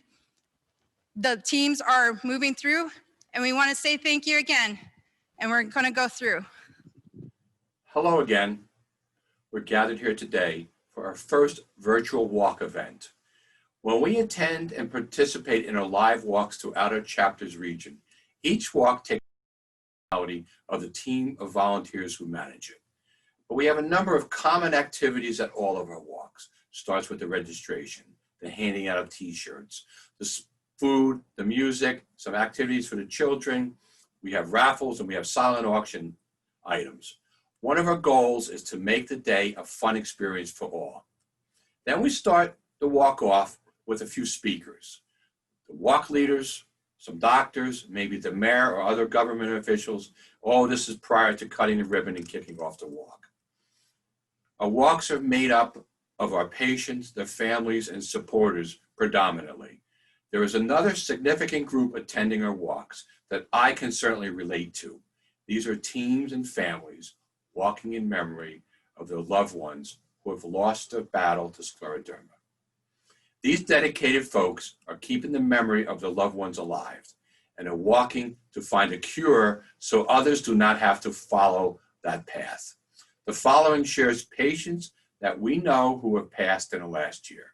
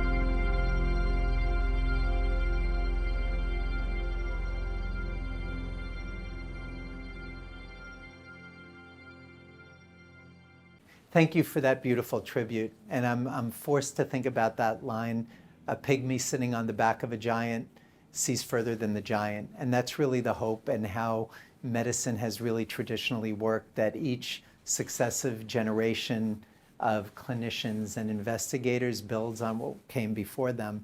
My dad left an enormous upon which to build, but I think he's been proud of what the Scleroderma Foundation Tristate has been able to accomplish for their patients and for building enthusiasm for funding the research that's been so important. And even though we've hit some snags in the road, there has been incremental progress in better understanding how to take care of scleroderma, and I think many great things on the imminent horizon in terms of better being able to care for people with this devastating disease. And thank you so much for all coming out. Here we are in Manhattan. We're jumping all over the place. In 10 minutes, we went from Syracuse to Manhattan. And we've got a couple of the Manhattan people on. I'm going to go to them in a moment. Our Manhattan Walk has been going on for something like 15 years. And we've got people who have been there a long time. Olga and Ro, say hello. Hello. Hello. I like your glasses, Ro. Thank you. Tell us about your team and why you're involved.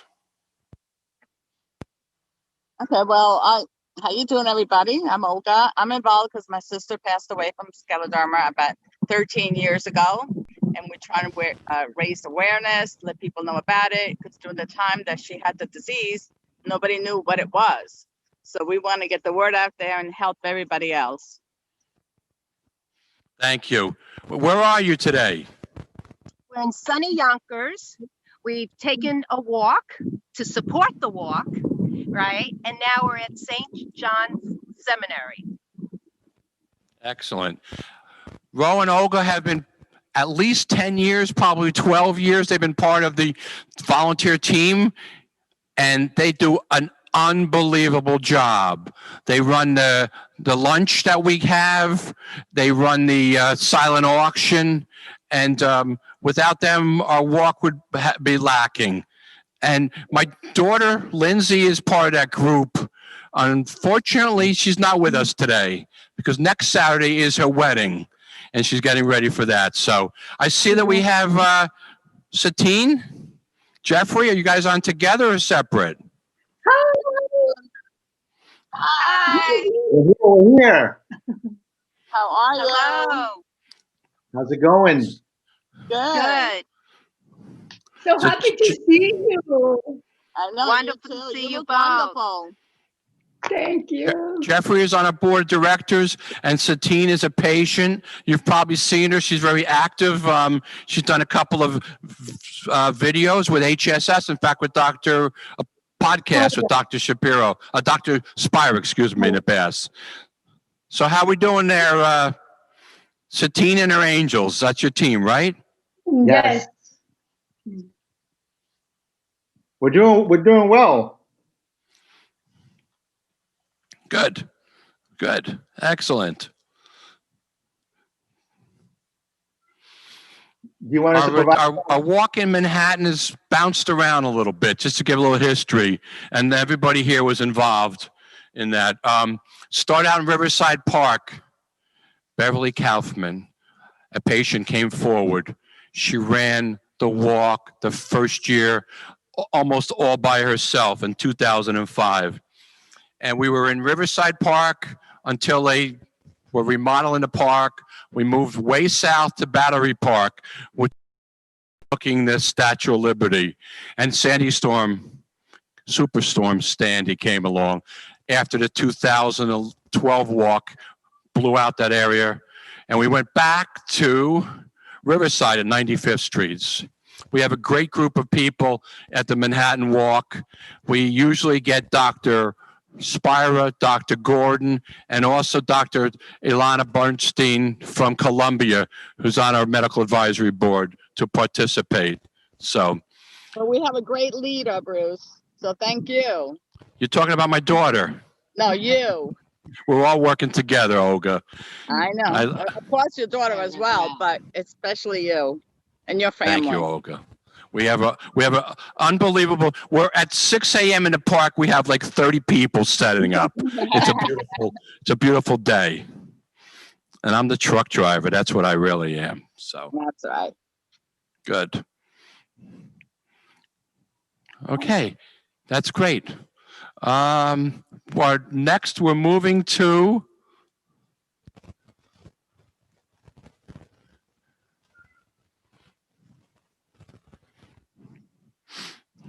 appreciate you guys coming on today. Let me check what's coming up next. Okay. Oh, we got more time. So Satine, tell us a little bit about your scleroderma to educate everybody, please, if you don't mind. Sure, yes. Well, I had this disease for over 13 years now. I battle with the disease, not only scleroderma, but also with lupus. And I feel like I had lupus for longer, like 15 years. And after having a scleroderma, I also was diagnosed with pulmonary hypertension, which is secondary to scleroderma, and which also involves the lungs and the heart. And I think for me, especially, my lung involvement is being like severe. And but thank God to the doctors, to the medications. I've been doing well. I use infused pump 24/7. I live with it, and it's been helping me a lot. And so I could say that, I've been battling hard, and I'm doing so much better. But yeah, we are fighting. Yep. Thank you, Satine. We're all here to help each other, and that's the theme of today. One of the mottos of the chapter since it started is you're not alone. In this journey, you need help. And that's what we're all here to do, to help each other. So,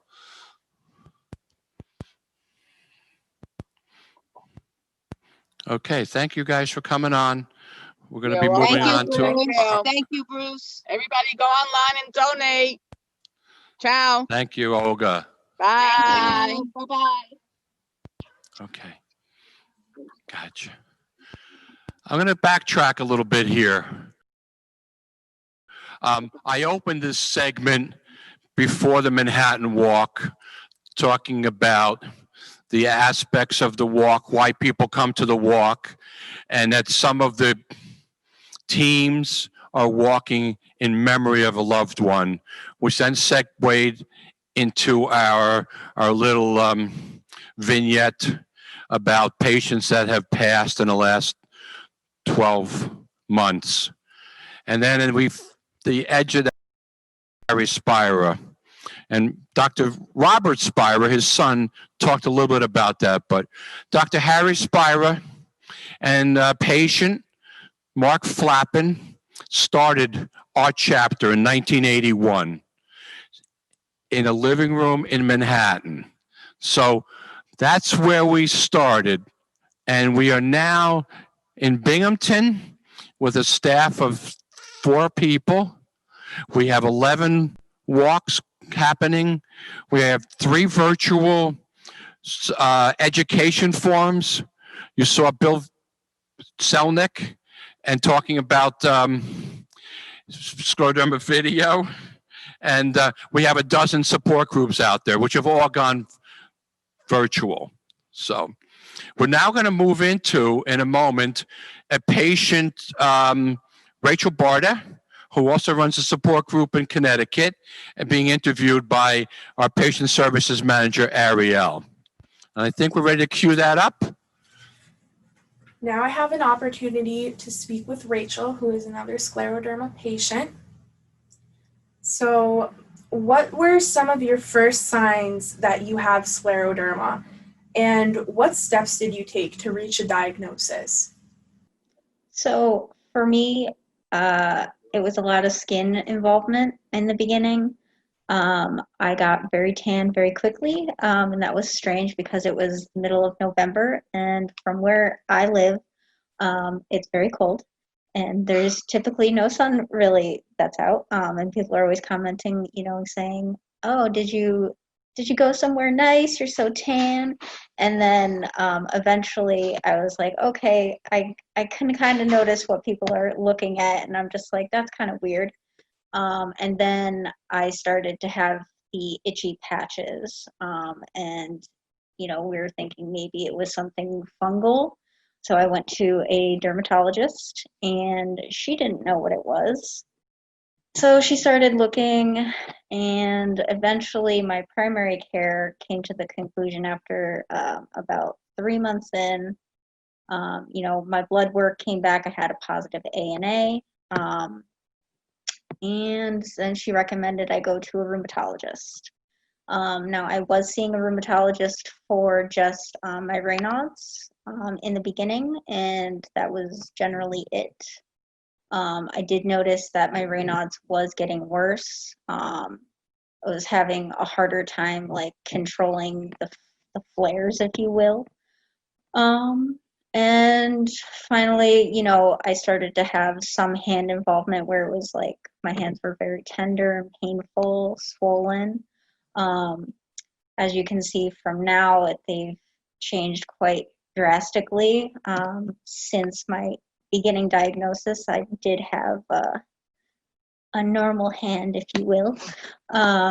But he did see that I was positive for the SLC70 antibody, and my rheumatologist recommended that I go to UConn, which is a hospital here in Connecticut, and go see by their rheumatologists up there to get a better diagnosis and understanding of what was going on. Because all scleroderma patients are different, it was hard to diagnose me in the beginning until I initially had those key markers to kind of say, okay, yes, you're dealing with scleroderma. I also had additional testing that had to be done to get diagnosed. I had CAT scans and lung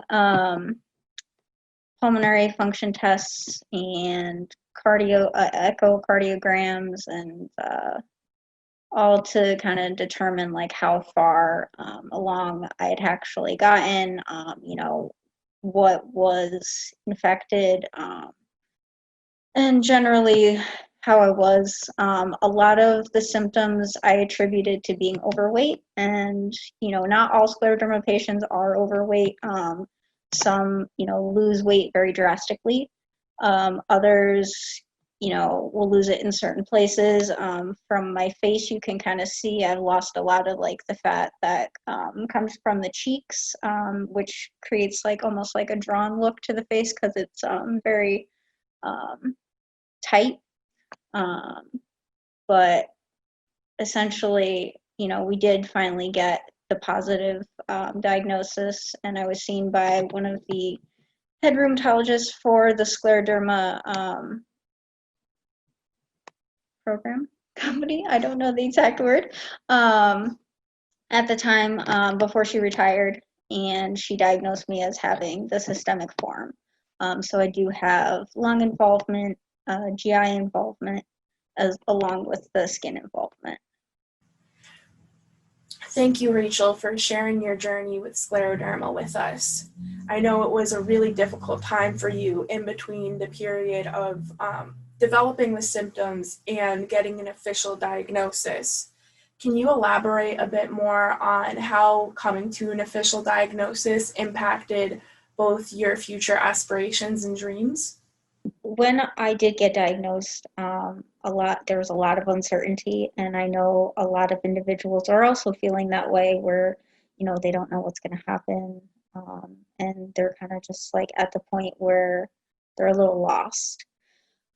So for me, it was just like I did my research, and I kind of like dove into it, and a lot of it, when you do look online, and I know we all do, it becomes a lot of just like, there's so much going on, and it's like not everything you read off the internet is true. Make sure you know that, people. But I kind of dove into finding a support group, and that kind of helped me in a way. I needed that extra boost of people, because when you do find out you have this, it's not the best news, especially if you do go off the internet and you just start reading all these negative things and what could happen and everything. But it's a lot of what ifs. So basically, by getting into that, I was able to kind of come out of my dark place, sort of say, and I was able to find some hope and positivity. I am currently in the medical field. I work for a hospital lab, and I am still going to school. I'm going to be pursuing a certificate program in January. And it kind of helped me along the way because it helps me not only know that I'm helping others, but I'm also helping myself too. So that's given me a lot of hope and determination to kind of like do what I can.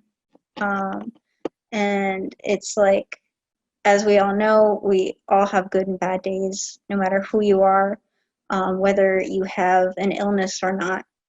But you always have to make those good days count and always do whatever you can.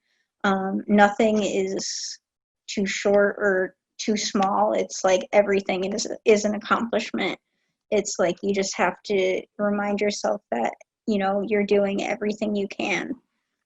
And, you know, it's something that you just have to change your mindset, and it's like sometimes it is hard to do, but you know, it is possible. I mean, really, like, the foundation has helped me so much. You know, they provide the education and the support and everything that I need to not only be a leader, but also as a patient, you know, kind of understand, you know, what I'm going through and know that they are also doing the same thing for others. You know, it's really like there's not enough words to describe like how much they do for all of us. You know, whether you're a patient or not, it's like you may know someone, and it's like when you're going through this, it's like you have to know you're not alone. It's up to you all. It's up to all of us to kind of like show whatever we can, whatever you can do. I mean, if you all can donate, that would be fantastic. I mean, this is something that not only helps, you know, me as a patient, it helps others with, you know, the education, the research, the education forums. You know, there's so much that the foundation does in order to help patients, you know, to get that information and do what we need to have and hopefully one day have a cure for scleroderma. You know, it's something that, you know, is truly invaluable. It's, you know, whatever you can do, you know, even if you just share this video, share this link. If you share the link down below, you can actually help donate to our New Haven Walk in Connecticut. And it will, you know, provide whatever towards the foundation to give those excess programs and everything that we need to do what we need to get done. No, seriously, thank you from the bottom of my heart, because it's, as I said, you know, it's not just for me, it's for you, for your loved ones, for anyone dealing with any autoimmune disease. It's something that, you know, we can never truly show how grateful we are and how thankful we are to get the help that we need, because no one should have to live in pain or in fear. You know, they should be able to live their lives as normally as anyone. And it's like in this day and age, you know, everything going on right now, you know, we need that hope. And you know, it's up to all of us, up to mankind to kind of like take care of one another. And it's like, you know, it's up to all of us. So let's do it, people.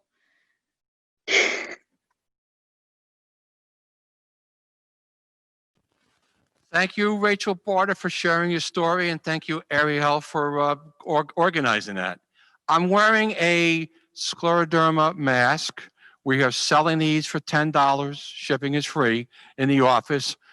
Tri-State chapter, number of the chapters have put this together for awareness and for safety of everybody. So if you'd like one, it just says Scleroderma on it.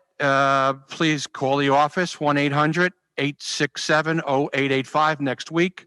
So thank you. I'm going to take this off so I can continue. We've been doing social distancing with the crew here, as you've seen.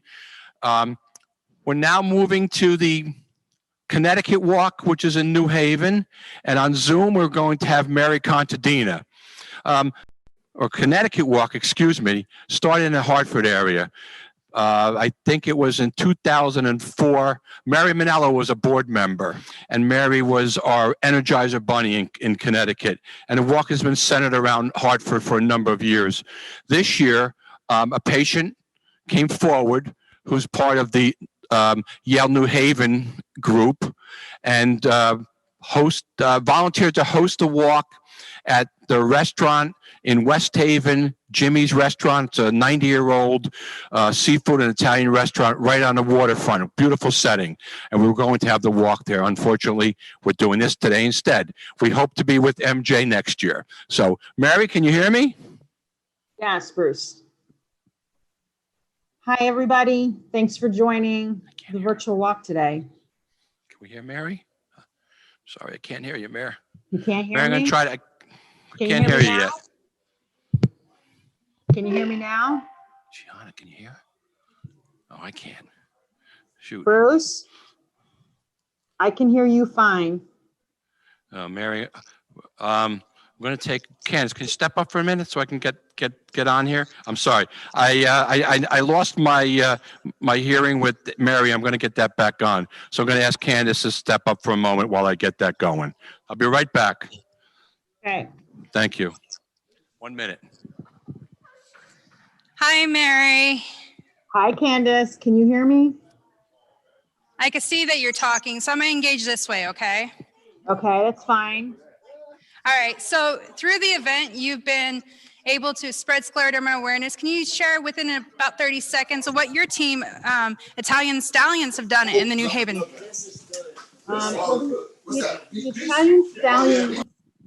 The Italian Stallions have been a team in Connecticut and New York for over 10 years. And our normal MO is we reach out to our employers if we can to get corporate funding. And then we reach out to our family and friends to do get additional funding.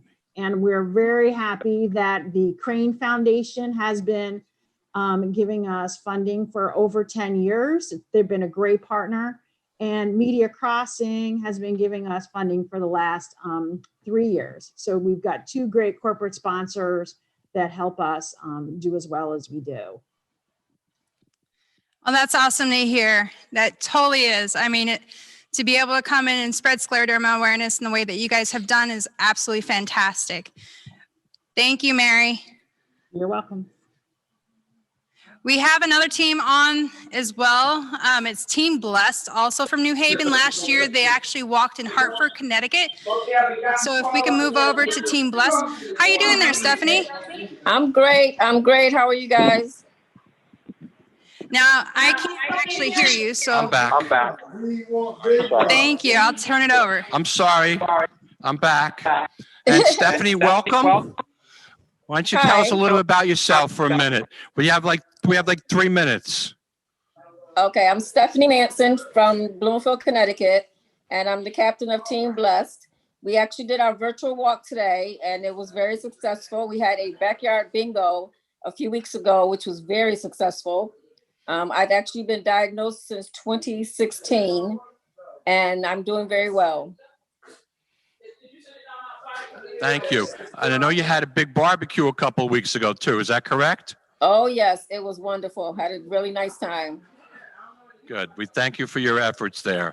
And you were, was it purple shirts last year? Last year we were purple shirts. We have new shirts this year. Very nice. You made your own shirts. Super. So, Stephanie, I'm going to step back to Mary for a second. Mary Contadina, as Candace was saying a little bit, and my ears plugged in. Mary's a board member, She's on our finance committee, and when it comes to fundraising, she counts the dollars. Mary, you want to say a word or two? Yes, I wanted to thank everybody for participating today and reaching out, trying to spread awareness and get some funding. And everyone that's done their own fundraising events, like Team Blessed, great job. That's always encouraging to hear what different people are doing. Bingo, lemonade stands. It's great to hear today. Everybody's being creative to get additional funding. So thank you all for being creative and stepping out there. That's great. Thank you, Mary. Thank you, Stephanie. And we hope that we're all in West Haven next June. So, another reason of being connected to West Haven, Yale is a scleroderma treatment center. Treatment centers mean that they have excellence care with a team of doctors, rheumatology, cardiology, pulmonology, gastro, kidney, and what have you. And they also do research, and they also are involved in educational. And we just filmed the education event virtually in Yale. And we had Dr. Galati, who's a pulmonologist, and we had Dr. Hinchcliffe, who's the rheumatologist that runs the program at Yale Scleroderma. And you can see that on Scleroderma video. And we're moving now to a hello from Dr. Hinchcliffe. Here we go. Good morning. My name is Dr. Monique Hinchcliffe, and I'm the director of the Yale Scleroderma program. We would have loved to have been together with you today for a live walk, but due to COVID-19, we're forced to have a virtual walk, but we hope that that doesn't temper the enthusiasm of the group.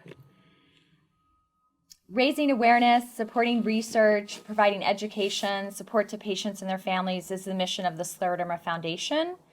And the Scleroderma Foundation has organized this virtual walk today to hopefully increase funding for research and to support patient educational programs and outreach to patients and families. In addition to support for patients and their families, the Scleroderma Foundation also has a board of medical directors that accredits scleroderma centers as Scleroderma Centers of Excellence.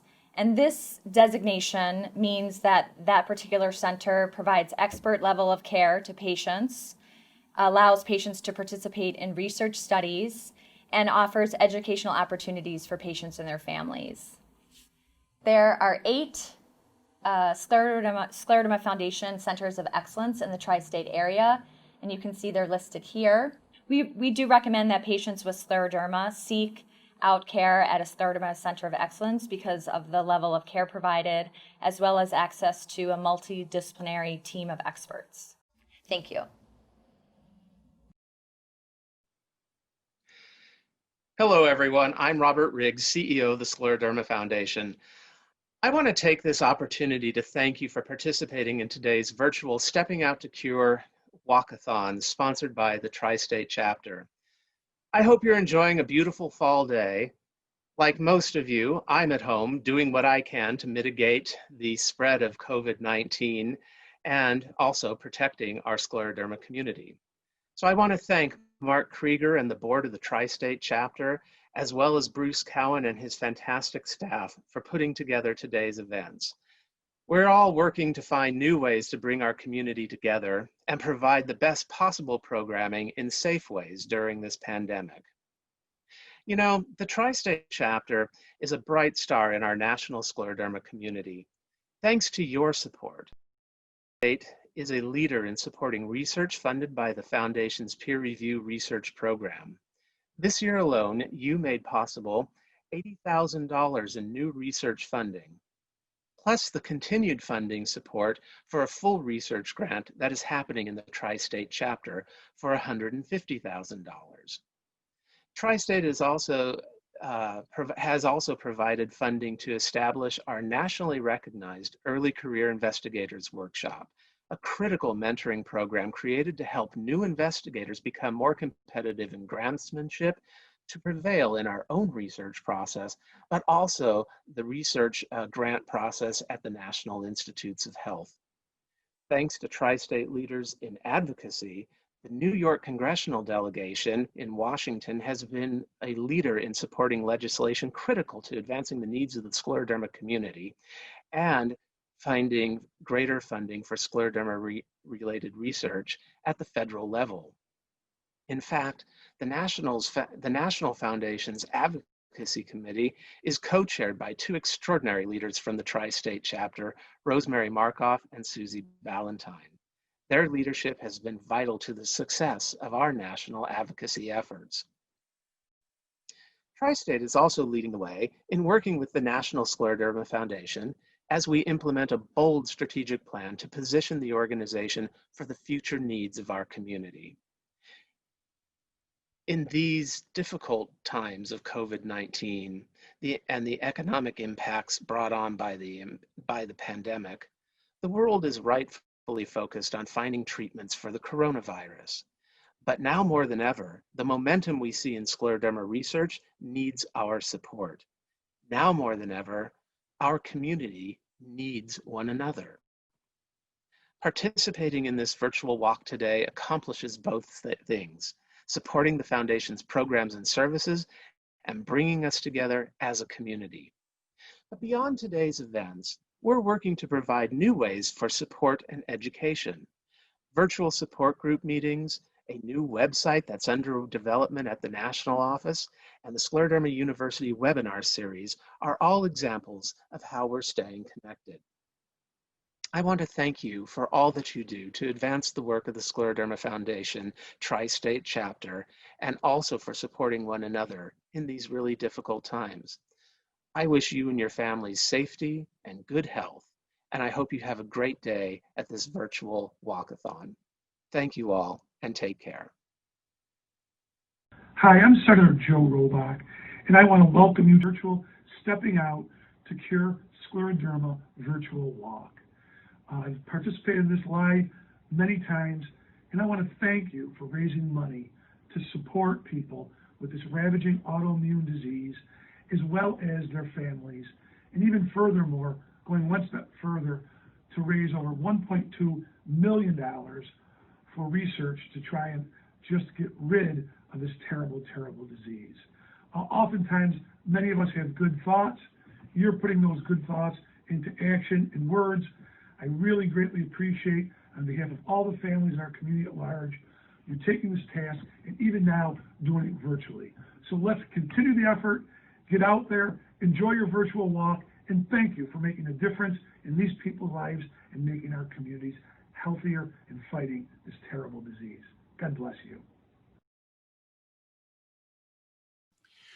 Welcome back, everyone. So we heard Dr. Hinchcliffe talk about Yale and what's happening in her area. And then we were honored to have Robert Riggs, the CEO of the National Foundation, on with us to give us a few words. And thank you, Robert, for about all the work of everyone in Tri-State region has accomplished over all the years. We're all proud of what collectively we have done, and we're moving forward. And the last person in that segment was Senator Robach, state senator from Rochester. And now we're going to go to the Buffalo Walk. Buffalo has a little interesting history. 15, 18 years ago, Western New York was its own little chapter. And they had their own walk and a lot of activities. And it was run by a family, the Henry family. And as they got kind of older, they had lost a member in their family to scleroderma. They reached out to Tri-State and National and said, could we come together with Tri-State? So that's what happened.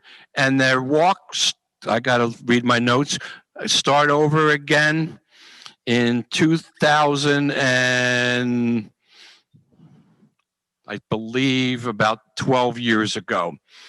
So, and now we have Amy Geisen. Amy is another board member. Amy is a patient, and she's in that middle group. Scleroderma patients predominantly are middle-aged, predominantly female, 75%.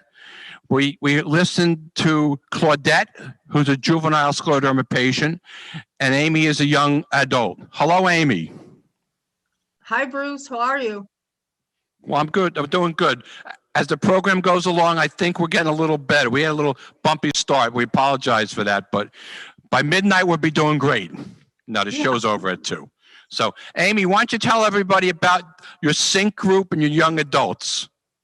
Okay, so SYNC is Scleroderma Young Adults Needing Connection. And basically what it is a designated platform online for scleroderma patients that are between the ages of 18 and 42 to come, connect, support one another. The group was designed to be all-inclusive, which means it's not just for the tri-state area patients.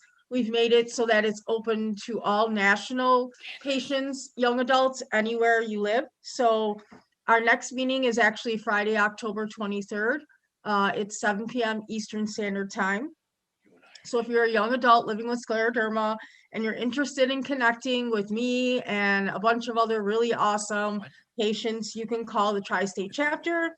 For more information, it's 1-800-867-0885 and come connect with your peers like me. Thank you, Amy.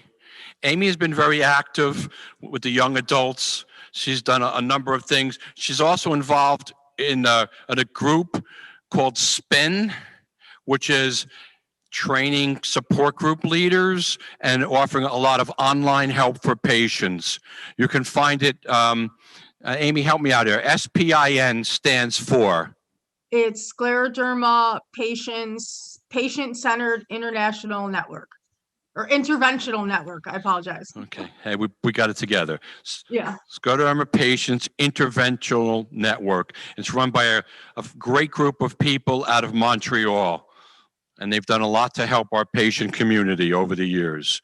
So we're going to segue now. I've made a little mistake before, one of a few, to Claudette's video, which was put together, I believe, 2 years ago, as Christina, her mom, was telling us.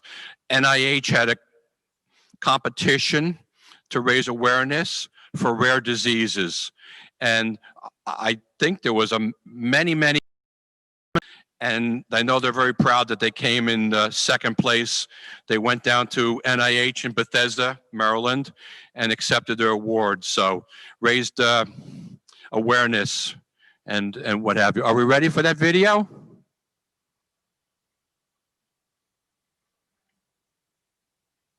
Thank you, Amy. You're welcome, Bruce. I'm not so special. I don't feel rare. You already know someone like me, someone with a rare disease, because 1 in 10 people has a rare disease. That's twice as many as cancer. If you put us all in one state, we'd be the size of Texas. If all the rare disease people in the world had our own country, we'd be bigger than America. We'd be our own superpower, the land of rare disease. Maybe we should go there, to our land of rare disease, and live in villages with names that no one has ever heard of, like CRMO or Scleroderma, that's mine. And after we're done making 7,000 villages for all our different rare diseases, we make more for the rare diseases that don't even have names yet. We would discover the secrets of our diseases, like hidden treasure. Then we would teach the rest of the world what we know, because the secrets and science and genetics of rare diseases have already been behind life-saving medicines and advances. The entire world would finally know us, see us, and thank us. And we'd say, you're welcome. Things would be better in the land of rare disease. One more thing about the land of rare disease, half of us are children. Here in the real world, lots of us feel alone. Hardly any of us have FDA treatments. We can wait years just to be diagnosed. I'll be a doctor someday, but today, here and now, we need everyone else to help. We need more researchers, specialists, and people who care about rare disease. We all deserve the chance to get better, even not so rare kids like me.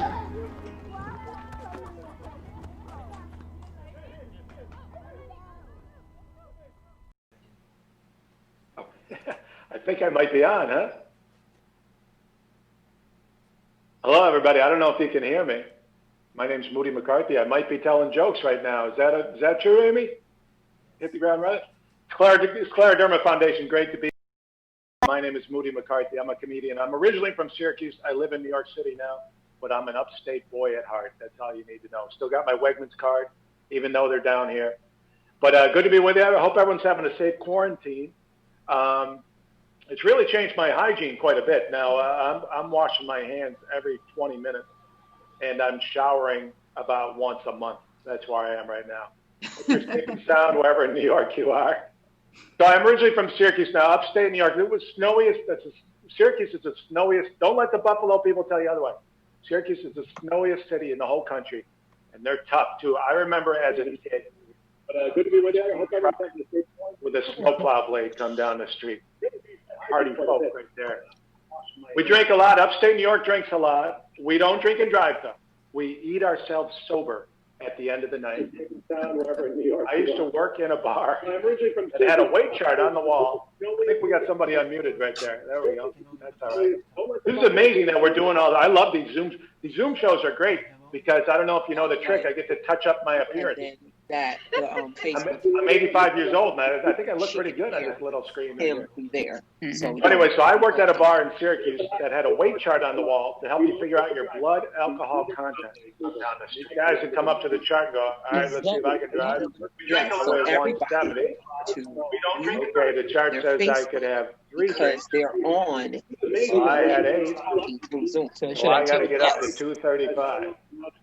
Hey, we got to mute some folks right here. I think somebody's got a leaf blower and a couple of, let's see here, a little bit of din, but we'll make it all work. Hey, I do want to say I have a personal tie. There was a guy who ran a legendary comedy figure in Manhattan. He ran a club called the Comic Strip, and he was very good to me. He had scleroderma, and that's why I've always been aware of the disease. It's a tough, tough disease, and I hope we're making inroads on it. So back to the quarantine here. There has been a blessing, a silver lining. I have 2 little girls. I'm like an old dad, but I have 2 little daughters who are like, one's preschool, one's in 1st grade. And I've been homeschooling them, and I think I found my calling because the homeschooling started in the middle of March, and by the middle of May, both of them were licensed realtors. How about that?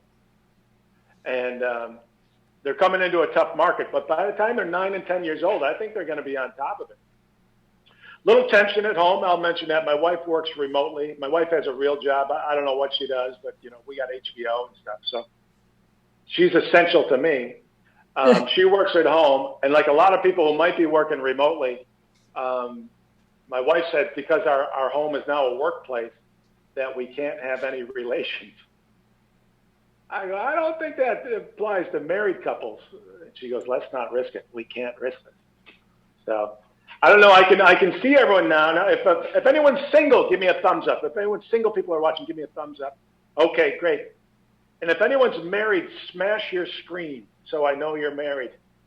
I did it all late. I didn't get married till I was 45 years old. And I'm glad I waited because young people, all they care about is looks. But as you mature, you look for a soulmate with money. Always hoping to meet a woman with a raspy voice. That's very attractive to men. When we hear a woman with a raspy voice, we think, hey, maybe she's all done yelling. Maybe I found the one. But we're a good couple. We're slightly different backgrounds. Now, my wife is from Manhattan. I married a city girl, right? And I moved to New York City. Here's a good lesson for the upstate folks. I moved to New York City because the city has so much energy. And then I learned the city gets its energy by sucking it out of the people that live here. It's exhausting. I want to get back upstate. Speaking of, I was back upstate in August. This quarantine is tough. I'm guilty about what a good vacation I had. I don't know if anyone else was fortunate enough to go on vacation. It's always hard picking a vacation spot too. You know, and never harder than this year because this year we got the virus. My wife wanted to go somewhere real rural, where the virus had not been. And I was the opposite. I wanted to go where the virus had already been. So I took my family to Wuhan, China, everybody, for 2 weeks. We had a great time. That was a joke. Some of these are jokes. Once in a while, I throw in a joke. Once in a while. No, but we went to the Finger Lakes, which all our upstate friends know all about. Some of the downstate people, they don't know about it. And let's keep that a secret, okay? One of the prettiest regions in the whole country, the Finger Lakes. So we were on a lake for a whole month. My poor wife is working remotely. She's on meetings in this cottage all day. I'm out swimming with the girls. Now, do we have any thumbs up? Do we have any parents here on the screen here? Any parents? Great. Now, you know, as parents, you contradict yourself all the time. So to get my girls swimming, I go, you guys are such good swimmers. Let's get in the lake. You're such good swimmers. And then we get in there and they want to take their floaties off. I go, no, you suck at swimming. You can't take that floatie off. You take that floatie off, Dad's going to be on the 6 o'clock news. You can't swim. But I love being a parent. There's a huge perk. I wish I knew about this when I was younger. The greatest thing, as soon as you have kids, from that moment on, you get to pretend that your opinion is more important. No matter what people are talking about, I go, whoa, whoa, whoa, listen up. As a father of 2 little kids, why would you throw a pass from the 1-yard line? So I'm a huge sports fan. I think Syracuse is playing, they're playing right now, actually, Syracuse football. I'm a huge basketball fan. That's, you know, he grew up in Syracuse. College basketball is the thing. And my whole life, I'm at peace with the universe because my whole life, I just wanted Syracuse basketball to win 1 national title. And in 2003, they did it. And, boy, I tell you, mentally, I wasn't prepared. When they won the title, I ran outside and flipped over my own car, which I regretted instantly. Hey, the Bills are looking tough. The Buffalo Bills are looking tough. How about that, everybody, huh? Yeah. I played football in college. Did you know that? Excuse me, foosball. I played foosball. I used to play foosball. I'm a huge sports fan. In fact, that's when here's how selfish I am. When the quarantine was looming, when the pandemic was looming, it was like in the early March, right? And I was so ignorant. I thought it was going to be a 2-week thing, like stay inside for 2 weeks. I go, I'm just going to watch March Madness. I'm going to watch every college basketball game there is. And then like one night it all switched. They canceled all basketball. Then every other sport canceled. And I'm reeling from that. And then they go, and Tom Hanks has it. I go, oh, my God. I think a lot of us had the same reaction. Like, Tom Hanks. Can't we start with Mark Wahlberg and work up or something? We started by Tom Hanks. And thank God he's fine.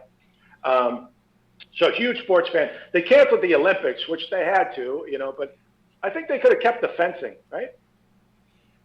They're wearing the mask, the gloves. They're 6 feet apart. They got no fans. I love the Olympics. The Olympics always remind me of what a dumb American I am, though. I am so bad with other countries' flags. I don't know what I know Canada, and I know Ireland, and that's about it, everybody. So, but anyways, I'll watch anything. I was watching the last Winter Olympics, which I think was 15 years ago, and I'm watching cross-country skiing, and there's no American in the front pack. I go, hey, I got to root for somebody here. Whoa, here we go. I'm rooting for the guy from the Red Cross. What a beautiful story this is. This volunteer is smoking everybody. I told my wife, I go, hon, get in here. The medic is pulling away from the rest of the athletes. I go, oh, he's going to patch somebody up. I go, and the guy in second place, he's from the Blue Cross. He's going to handle all the paperwork. She goes, that's Switzerland and Finland, you dope. I go, well, way to ruin the feel-good story of the year. But I'll leave you with this, and this is mostly for the upstate snow. I feel like the Winter Olympics does not reflect the winner that we know.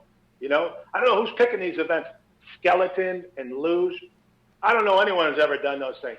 If you want to reflect the winner that we know, put shoveling in the Winter Olympics. Let's find the best shoveler in the world and make the finals head-to-head. Not one person against the clock is not dramatic. Head-to-head, 2 driveways side by side, right? Some guy from Russia, some guy from Oswego. USA, go, buddy, go, go, go. And here's the thing. If you win the Olympic shoveling, you don't get a gold medal. You get $20. There you go, $20. Hey, that's it for me. I'm real thrilled to be a part of it. I hope we raise some money and raise some awareness. And thanks, everyone, for tuning in. I couldn't hear you. Hopefully you could hear me. And I had a great time hanging out with you. And I'm going to try to listen to the rest of the thing. Thanks, guys. I really fabulous. Thank you, Moody. Oh, thanks so much, Amy. Appreciate it. Thank you. Thank you, Moody. Appreciate it. Can you hear me, Moody? Thumbs up. If you can hear yes. me. Yes. The gentleman that ran the comedy club, Lucian, Yes. right? Lucian Hole. Oh, you know Lucian? Yeah, he's a legend, and he was very good. A sweet guy. He's very good to me. Yes. And his wife, Hollingsworth. Vanessa Vanessa. Hollingshead. Yeah. After he passed, 2005 or 6, we actually did a tribute, and it was a scleroderma awareness at the comedy club there. Oh, no kidding. So Good. We're all connected, dude. Yeah, I saw his battle, firsthand. It's really a tough challenge. And man, he's a really stoic, tough dude who had a big impact on my life. Yeah, he started a lot of people's career there, and we had a lot of people there. So it's a small world. We really appreciate you coming on board here today. Oh, it's my pleasure. Yeah. Super. Yep. All right. Thank you. Thank you. We're going to move on to the Long Island Walk. And I believe we have Myrna. Wave, Myrna.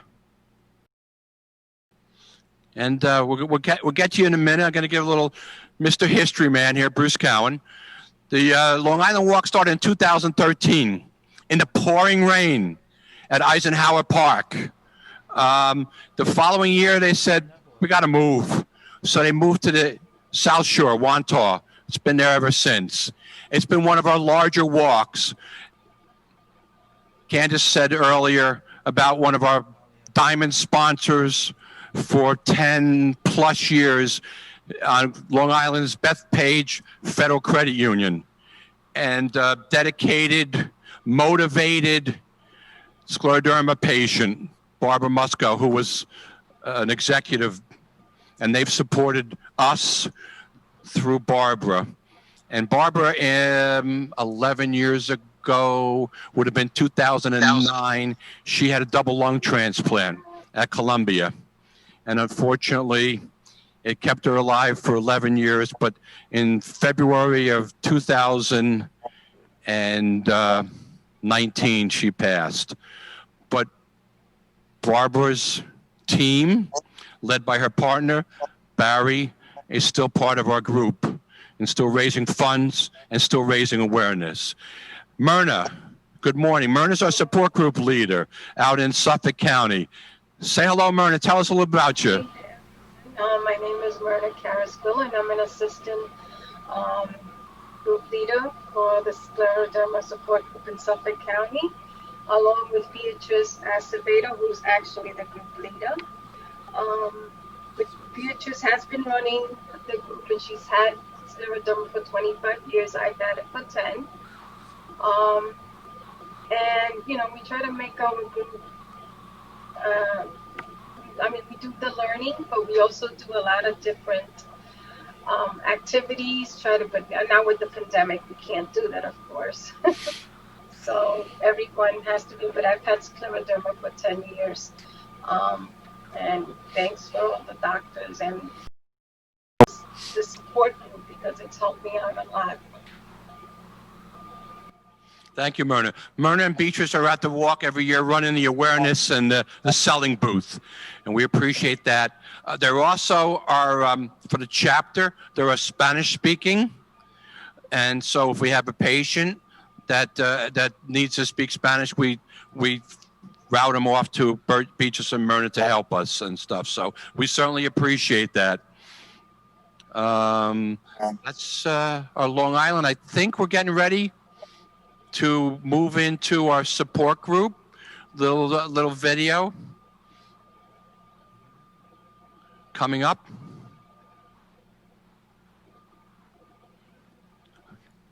Oh, I'm sorry. We have another support group leader that joins us before we move into the good segue.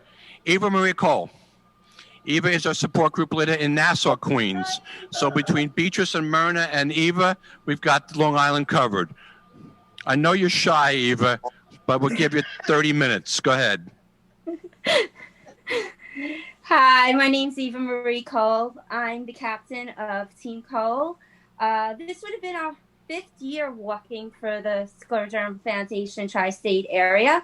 I'm also the support group leader for the Nassau Queens chapter. Unfortunately, I just lost my co-leader in April, Heidi. So this year I'm dedicating my walk and all my donations for Heidi. We miss you, we love you, and thank you for letting me be part and help out with the organization. I've had scleroderma for 14 years. I've only been active for 5. So thank you for getting me out of the closet and being part of this. And I'm really excited to see what's up next for the rest of this virtual walk. Thank you, Eve. It reminds me, looking at Eve and Myrna, the foundation every July has a national conference. It moves from the East Coast to the Midwest to the West Coast to space it out so patients from all those different areas can attend to it. And we had the conference in July of 2019 was in Chicago, and both Myrna and Eva were able to attend, where they, as a support group later, can go to a lot of sessions, learn more about the disease that they have, because all patients have different variations of scleroderma, but it's a great learning experience for them to carry home to their support group. Unfortunately, this July, the conference was supposed to be in Seattle. And if everybody recalls, back in February, Seattle was a rough place for the pandemic. So the conference had to be canceled on an effort to keep all the patients safe.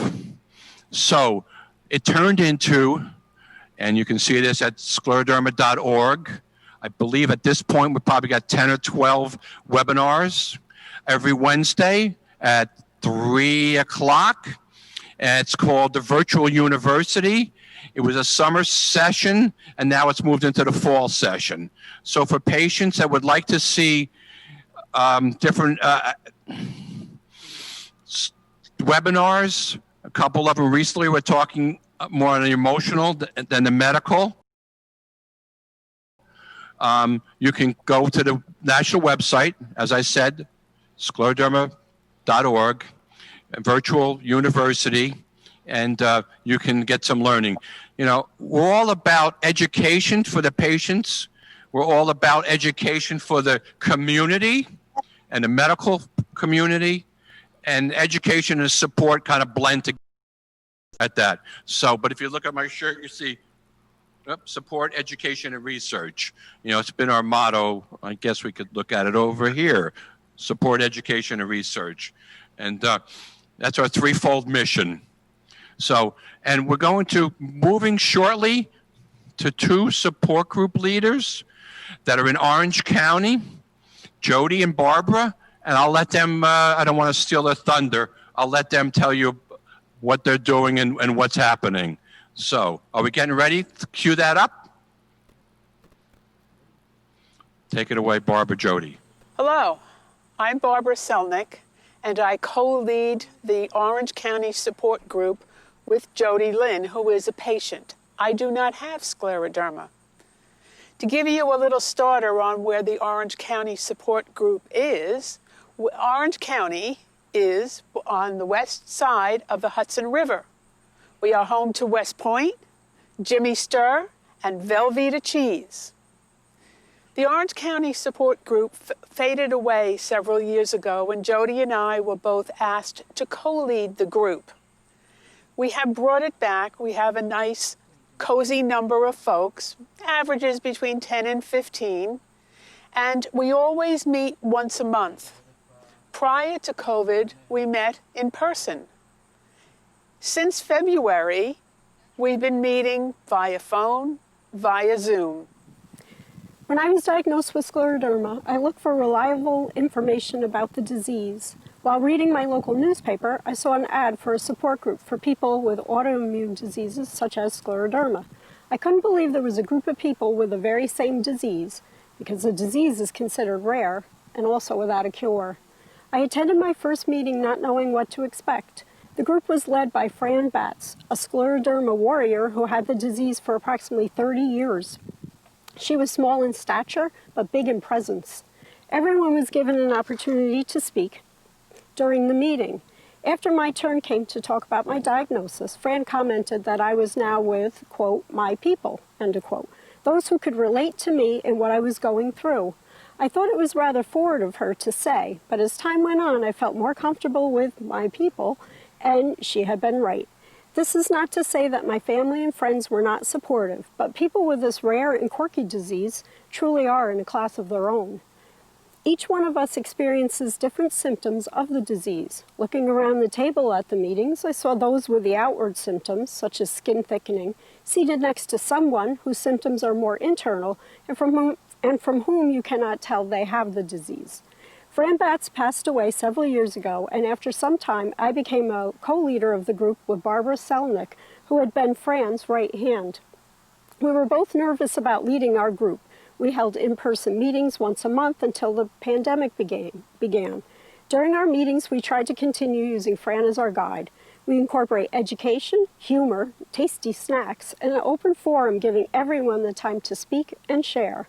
A few times a year, we would meet for lunch, and in December, instead of holding a formal meeting, we would have brunch together as a group in a local diner. I miss those times when we can be together in person, but staying safe and healthy is important now. We use Zoom to hold virtual meetings each month. It isn't the same, and I know our members may not feel like they're getting the support they need or they deserve, but as time goes on, we are finding new ways to communicate to keep in touch. As for education, support group members receive a weekly e-newsletter. We have a Facebook page where webinars, patient education forums, which are now conducted virtually, are shared, and the Tristate and Scleroderma Foundation are a wealth of accurate and reliable information. This is one of the magazines that come to us. It used to come regularly. It now comes as a e-magazine, and again, it's filled with a wonderful amount of reliable information. Although it's an expression that has been used consistently since the pandemic began, I feel as though I'm truly not alone in the fight against this disease. For more information on the Orange County Support Group or any support group in the Tri-State area, please feel free to follow the link below to learn more from the Tri-State Chapter website. Thank you. Have a great walk.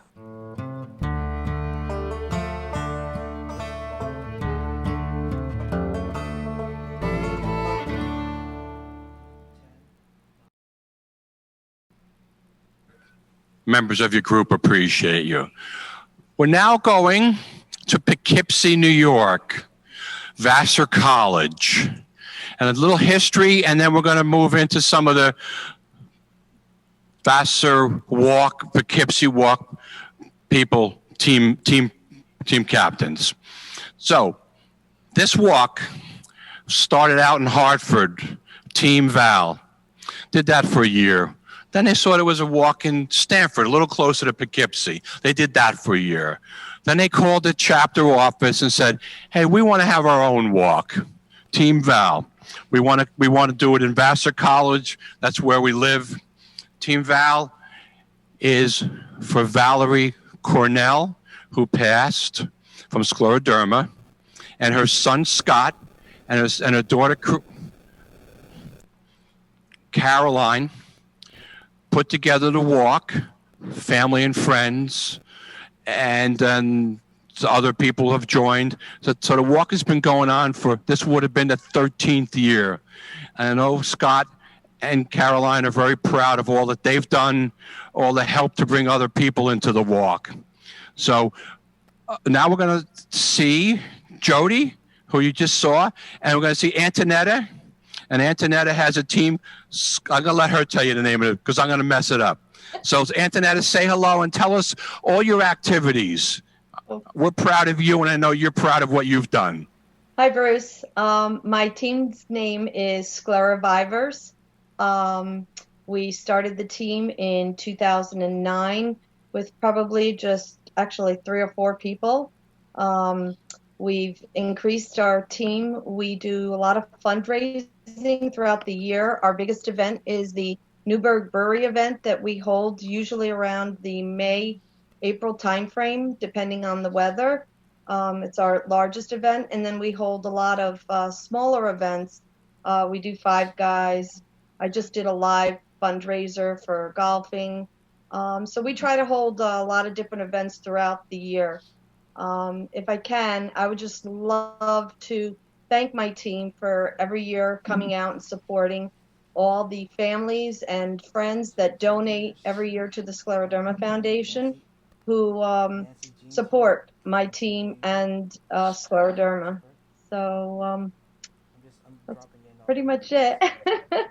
And my husband is here as well. So. Hello, Bruce. I've been to the Newburgh, Newburgh Brewery event, and it's phenomenal. You have somewhere like 50 or 60 raffle items that you and your daughter and family collect for that and what have you. I think you have like 150 people on a Sunday afternoon. Yes. And raise some money and raise awareness. Yes. So we thank you for that. Yeah. Jody. Yes. Hello, Jody. Hello, Bruce. How are you? We're doing okay. We're getting our bugs worked out. As I said before, by midnight would be perfect. So great. You saw Jody on the video. Jody's been a patient and the support group leader for quite a while. So tell us a little bit about your journey with scleroderma. Okay, I was diagnosed in approximately 2008 with mixed connective tissue disease, which then just evolved into scleroderma. I have a lot of more internal organ involvement. I don't have the skin involvement. I attended my very first support group meeting probably shortly after being diagnosed, like I had said in the video. And now I'm a co-leader with Barbara Selnick. So I completed the SPIN training for support group leaders back in the spring. And I also am a team captain for our Orange County support group team for the walk. So we have been trying to kind of get our momentum going, and we did quite well until the pandemic. So virtual for us, we've been hosting Zoom meetings every month, a couple social meetings where we just chat, and we try to do our best, and keeping everybody together and keeping in touch. It's a little difficult, but this is our new normal. So Thank you, Jody. I'm going to add a little story that happened just this past week. Patients helping patients. Actually started 2 weeks ago. The Orange County support group meeting on virtual had one of their patients, I'll just use her first name, June, who shared with the group that she had COVID in August. Fortunately, she worked her way through it, and she's okay. So then we got an email just the other day from another patient who's part of the Long Island group. I've known her personally for a long time. She's a dynamo. And she said that she tested positive. So between Jody and I, we connected June to the patient in Long Island to share stories. So that's what we're all about, helping each other. So that's where we are with that. I really appreciate Jody and Barbara and the support group. And as I said, Antonetta is a huge supporter. I'm losing my words here, but whatever. I really have a lot of respect for what she does. She's got events going on all over the place. So thank you both, ladies. We appreciate you. Thank you. Now we're going to come to share with you the results of all your hard work. And it's not over yet. At 2 o'clock, we're not going home. We're going to keep going. Not here on live, but donations can keep flowing. We started a long time ago at our walks to honor the team that raised the most money, the individual that raised the most money, and at a real walk, the team with the most people registered. So, and it's become a tradition. For a while, and some of the walks still do it, we made a big trophy, kind of like the Stanley Cup. And the trophy would get passed around from one person to another. In fact, I think Antonetta has a permanent place in her home for it. So, as well as a couple of other dedicated, motivated, passionate patients. So, Candace is going to bring up some figures. We're going to talk through it. Obviously, from a perspective of people at the walk, we're actually now working with people who have registered for your team. But I will say that everyone is a winner. We recognize everyone because this is a fight that we need to continue. And you heard from a couple of doctors today, research needs to continue. We need to fund that research. I heard the word scleroderma in 1993 when my wife was a patient. And my wife went through a rough journey, and Pat passed in 2000. So after Pat passed, the first walk I talked about was in Ridgefield, New Jersey, the Leonia section of the park, but technically Ridgefield. We got involved. We met a lot of wonderful people. But I will say this, that the medications that are here today, and you heard a couple doctors talk about it, the research is going on, they weren't available 20 years ago. We want to make your life better. And that's where we are to begin with. Treatment, quality of life, and there's a lot going on in the world with research, but we can't give up. We can't forget about the research in our own little world of scleroderma. You know, we also saw the advocacy effort today. And in the advocacy effort, we talked about advocating on the federal level, your congressman, your senator. We've had bills in Congress. We've made plenty of friends in Congress. I heard this firsthand from Peter King, Republican from Long Island, who's been the sponsor of the House bill. And Peter King says, for an illness that has a small community, 1 out of 1,000 people, scleroderma has made a lot of noise in the halls of Congress. So we need to continue efforts. There's another piece that Susie talked about, that the Department of Defense has their own research arm, and I believe Susie shared this with you, that there was $5 million earmarked for scleroderma research. That is phenomenal. We saw Dr. Barrett talk after that. Dr. Barrett was the one of the two doctors that benefited from a Scleroderma Foundation grant. He talked about his project, which is a little off, that if he applied at NIH, it might not have probably been awarded. But the Scleroderma Foundation can look at more innovative. And then we heard from Dr. Corman in Rochester, and he also benefited from your hard work with the research grant. So when we're out there in the sun next year, in June, we're all coming together again. We sure hope. But your efforts this year have been phenomenal. And I think Candace is ready to come up to talk about where we are to date. And remember, this goes on until the end of the year. So we will be following up with everybody. So here we go, Candace. Drum roll. Well, Unfortunately, because it takes time to calculate all the totals, which we can't do actually live because donations are continuously moving in, I encourage you to continue to donate. And on Wednesday, we will actually do a final total and also do our final results. For right now, this is the preliminary results for the team totals. Bear with me because I have a lot of information. All right, so for Albany, top fundraiser as of today was Nancy Sokol. We want to say thank you, Nancy, for doing an awesome job.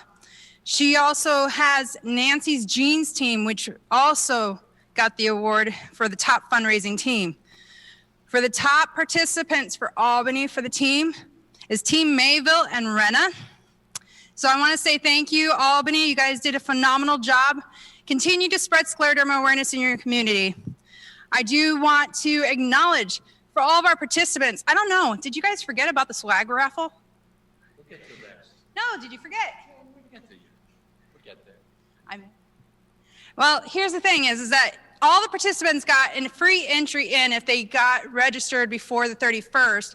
They also had a chance to literally get a little extra entry if they link their Facebook page to their Team Raiser site. This year was the first year that we had the capability of linking our Team Raiser to our Facebook to promote scleroderma awareness. So this year we have a hoodie and a hat. So this year for Albany, it is Jenna Humphrey. We want to say thank you. We'll be contacting you on Wednesday to make arrangements.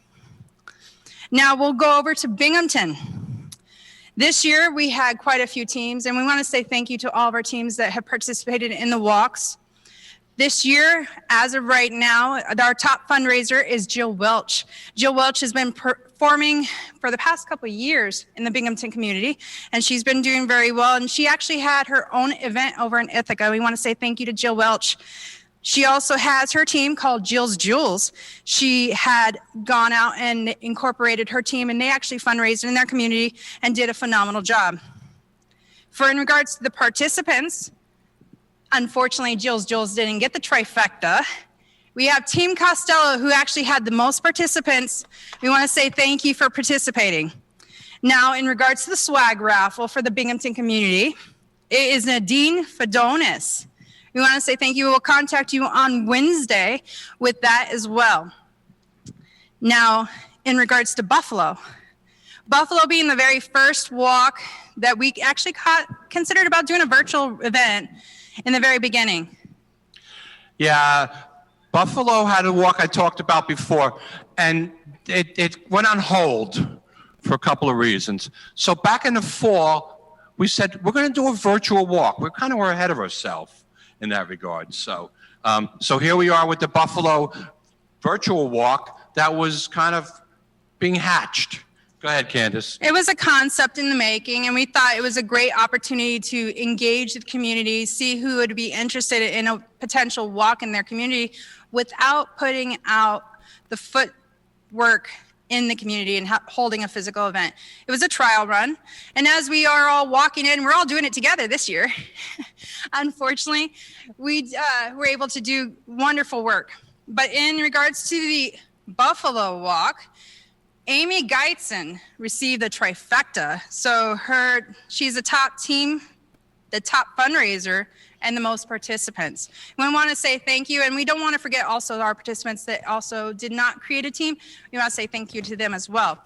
In regards to our swag raffle, Betsy Chef from Buffalo receives the swag raffle. So thank you. So in regards to the next walk, I'm doing these in alphabetical order. So if you're wondering that during our section, we kind of bounced around a little bit, this is actually going to be an alphabetical order based on location. So I'm moving on to Long Island. Our top fundraiser this year has been in memory of Barbara Musco. It's Team Musco that came in as the most fundraising for the team. In lead, Barry Bazarski. We want to say thank you for an awesome job and your connections in the community. And please continue to spread scleroderma awareness, regardless of you were part of the Team Musco or not, but part of the Long Island Walk, we appreciate it. Now, in regards to the most participants, it was Monique's Raiders. I believe this is a new team, but I'm not 100% sure, but I think they were a new team this year, and I want to continue to say thank you. Now, I'm not too sure how to pronounce this last name. I don't know if I want to try it, but Long Island Swag Raffle winner. Pasquale. First name, that's good. Angelina. Agugliaro. I do apologize if I just butchered your last name, but we will be getting in touch with you on Wednesday to be able to arrange for your swag raffle for the Long Island Walk. Now we're going to move on with the Manhattan Walk. There is some kind of errors with that, and I didn't really announce that at this moment in time because we had some fluctuations in regards to moving funds from one walk to the other. So I will have to announce that online later on in the day. So I will announce Manhattan's top winners then. But in regards to the swag raffle, we have Douglas Lopez from the Manhattan Walk. We will get in contact with you on Wednesday. New Haven, we have Mary Contadino for the top fundraiser. And Italian Stallions, which is her team. We want to say thank you again, Mary, and your team for spreading scleroderma awareness. And for the top participants, it's Mayor's Mobs. Thank you. And also for our swag raffle, we have Lisa Spiegel. And I think that's Team Lisa is the team captain. So I want to say thank you again. And we'll move on to Poughkeepsie. Now, you've heard this woman speak in the Poughkeepsie segment. Her name is Antoinette Chiocci. She's also the leader of Sclerovivers. We want to say thank you. You earned the top fundraiser and also the top fundraising team. But in regards to the most participants, we have to give a shout out to the OC support group, Jody Lynn and Barbara Selnick. We want to say thank you guys and everybody that's part of the OC support group. You guys are awesome. Definitely spreading scleroderma awareness. In regards to the swag raffle, we have Robin Benedict.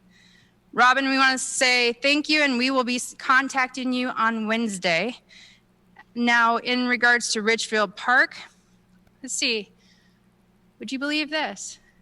Mark Krieger.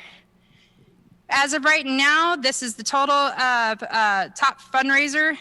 It may be a little fluctuation. We may have a little closeness. I will definitely make sure that when I put these out officially, like I said, these are all preliminary. Last night, I couldn't add on additional totals as of this morning because people are continuously donating, and I appreciate the constant donations because this event is not over. But as of right now, it was Mark Krieger as of last night, and then Team PEG for the top fundraising team. They also had the most participants. So thank you, Team PEG. And for the swag raffle, we have Kim Albensi. I don't know if she has a connection with the team. I have to look into it, but she did participate, which is awesome. Now, in regards to Rochester, we have I Love Kay coming on with the top fundraising team and also the top fundraiser, Valentine Fenty. We want to say thank you for doing an awesome job and spreading scleroderma in your community as well. And also for the most participants, it's Walkers for Wanda. Thank you. Now for our swag raffle for the Rochester community, it's Michael Scott Christensen. We'll get a contact with you on Wednesday to give you the information then. For Syracuse, it's still up in the air. There's some donations that came in, but I believe the top fundraiser is Amanda Bennett. The top fundraising team is Team Snyder, and the most participants is Team Snyder. We want to say thank you for everybody that got involved with Syracuse, because that was a brand new team or a brand new walk, similar to Buffalo. Redo. Yeah, redo. Definitely I would say not really a redo, a relaunch. Right, relaunch. Definitely a relaunch. All right, so we'll move on and we'll go to Westchester. So in Westchester, our top fundraiser as of last night was Amanda Walsh. Team that won the top fundraising was John Taddy, and the most team participants was Alexandra Kobitz. I think that's in memory of Alexandra Kobitz. It's the mom. And our swag raffle winner is Robert Walsh for the Westchester Walk. So we want to say thank you to all of our participants and all of our teams. You guys did a phenomenal job. We want to say thank you for not only registering, hooking up your Facebook and on social media, and spreading scleroderma awareness in your community. Now we're going to move over to silent auction winners. Right. You want to get that together, and I'll chat for a little bit here. Let you do that. So we set a budget every year, historically, based on where the walks were and all of the wonderful donors. And obviously, we had to revise that budget for this year. Say that we're very close to topping our goal. And so we got some more time going on. The last couple days, the flurry of activity has been phenomenal. So we appreciate you and thank you. And we look forward to putting the final figures together. Because some of the figures, as Candace implied, have jumped up in the last 24 hours. So we're going to take Monday and Tuesday and get our ducks in a row. And we'll announce everything on social media.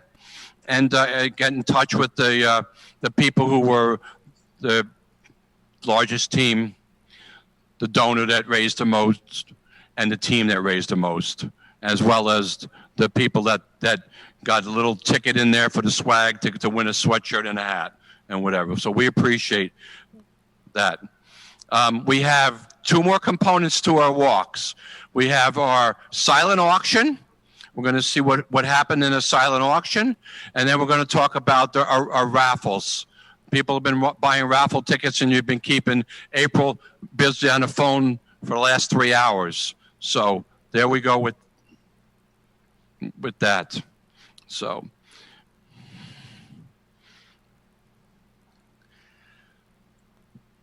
I want to say a few words about our show today, event. Okay, a little lumpy in the beginning. Hopefully it all worked out and you got to all participate. We're learning that we're going to need some more time. I said to the Rochester group, stay on, we'll come back to you. But because we had other things slotted to happen, and Moody McCarthy being one live, we had to kind of stay on track. So we appreciate everybody's efforts. There was a little bit of technical. I wish Mark Krieger had gotten on as our board president, but we had a little challenge there. But as you saw through the course of the show, and as you heard when Candace was telling you who some of the top contributors, people who raised the most money individually or team, which we really had a lot of those people on the show on Zoom. So we appreciate them taking the time to get together with us today. We put together, I believe it was 7 doctors. We put together the 11 different Zooms. We had support group leaders. We had advocacy. And some of these things we did on Zoom, some we did in person while we were putting together the Albany Ed Forum. We had Dr. Shapiro. You can get that Ed Forum on sclerodermavideo.com. We did videoing of Dr. Hinchcliffe and Dr. Galati, who was not part of the program today, but that was the Yale Ed Forum. And then we had Dr. Shapiro, Dr. Spira, excuse me, Dr. Robert Spira, Dr. Jessica Gordon, and Dr. Frank Barat, the researcher, when we did the education program for HSS, which will launch hopefully on October 25th. We're launching them on a date that was been the original program. So I've been around for 17 years. And I know from our history, looking at back at newsletters and whatever, we've had ed forums for over 30 years. This was a whole new program. We hope that it still reaches the patients by Scleroderma video. And that's, put out there a lot of work on the staff. We really have gratitude for the presenters and doctors. It's not easy this year. They're all on telemed. They're not working in their regular hospital facilities. And so Bill Selnick, traveling with us and setting ourselves up. And we were in a couple hotel rooms, conference rooms, because some of the hospital facilities were rightly so, didn't let strangers on campus. So there we go. We're getting our figures together. We're going to see where we stand. I want to thank our staff. Candace did a phenomenal job. April, Ariel, you got to see both of them in videos. There's the 4 of us. And while we work hard, we couldn't do anything without all the volunteers, starting from our board, starting from our medical advisory board, all of the patients, all of the volunteers with the support groups, all the 11 walks, and all the community that's developed there from leadership. And as I said, I've been fortunate to participate in almost every one of these walks over the years. And I really, truly did miss the community getting together. There's patients that might live 30, 40 miles apart. They come together to walk. They see each other once a year. And we lack that. So today was our effort to bring our community together and to make this happen. And we couldn't make it happen without you. So we're still going on here. We're going to get the figures together in a little bit of time, see who bid the most on the silent auction items, and then who got selected for the raffle items. So we're getting it, Candace? We're looking good? All right, so I'm going to do a little follow-up with what we had for our silent auction. I want to say thank you for all the people that did bid online through our silent auction site. We want to say that we raised around $967 through our silent auction. So I want to say thank you again. I'm just going to go run through a few of these. Now, there is a couple items that didn't get bid on. If you are interested in those, please contact our office on Wednesday. We could probably make arrangements to actually make it as a donation if you want to do it in trade after this event. In support of the Albany Walk that went, Rosemary Markoff, you are the winner of the lottery tickets for $100. Thank you. In regards to the Syracuse Walk, I want to say thank you again, Rosemary. And you also did Albany for Brooks Barbecue, and we want to say thank you for those donations for the silent auction. Our winner of the United Nations of Vodka, you must be 21 to win. So even though that you bid on it, Nancy, I believe it's Walter Meyer, that I'm going to have to contact you and ask you for an ID to make sure that you're of age before I can actually sell this to you. So I will be contacting you on Wednesday. Again, thank you. You did a winning bid of $75. In Rochester, we actually had a 43-inch screen TV that was donated to the Rochester community. It was bid on for $193 from Amanda Walsh. We want to say thank you. We had a Cremena watch in the Binghamton community.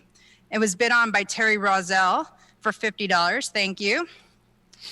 In Albany, we had the mixology basket. Again, this is a local pickup only. Must show an ID to who our volunteer that's actually representing the Albany Walk in order to pick this up. And it was Kevin Alkenberg, $75. Thank you. And then we also have a couple gift cards. Now, I can't remember exactly which gift cards were put in every location, so I'm just going to rattle them off. For our Outback $50 gift card, Rosemary, thank you so much. You get that one. The Starbucks $50 gift card, Amanda Walsh, thank you again. You also received the Olive Garden $50 gift card, Amanda, thank you. Texas Roadhouse $50 gift card had the winning bid for Rosemary Markoff. Our Chili's $50 gift card was also Rosemary Markoff, thank you. Our Applebee's gift card was Sherilyn Washington. We want to say thank you again. Our Enjoy Golf Clubs that was in benefit of the Binghamton Walk, both certificates were actually won by Rosemary Markoff. We want to say thank you, Rosemary. And just to let you know, like I said, we have a couple items that were not bid on. Those items were the high Dow TENS unit that was donated by Mark Krieger. We do have them available. If you're interested, please contact the office and we could probably make a donation and make arrangements with that with the blessing of Mark Krieger, our president. We also have a baseball that was open for bid. If you could contact us on Wednesday if you're interested in that as well.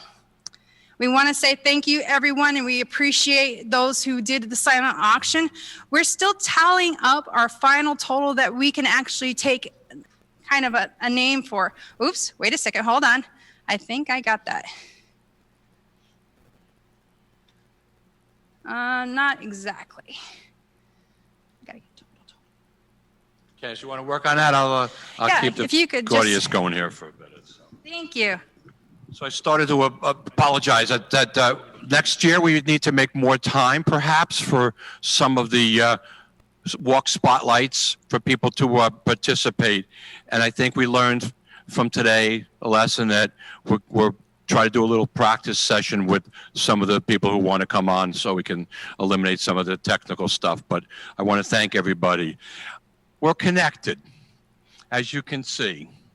Our entertainers today, Moody McCarthy, got his start, and the Comedy Club, 2nd Avenue, I believe, with Lucian Holt. And we had an event with his family after he passed years ago.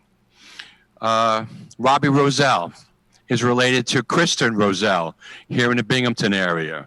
So we appreciate them. And the unbelievable show by Cinnamon Jones, who was doing the show in tribute to Rosa Johnson. And I didn't get a chance to tell you a little bit about Rosa, but I'll take a moment. The Rochester area here. On the Zoom for Rochester, you saw Marilyn Sibley. Marilyn also is one of our board members. In fact, I think we had just about every board member on here today. So I thank the board and we appreciate them. Marilyn's sister was Rosa Johnson.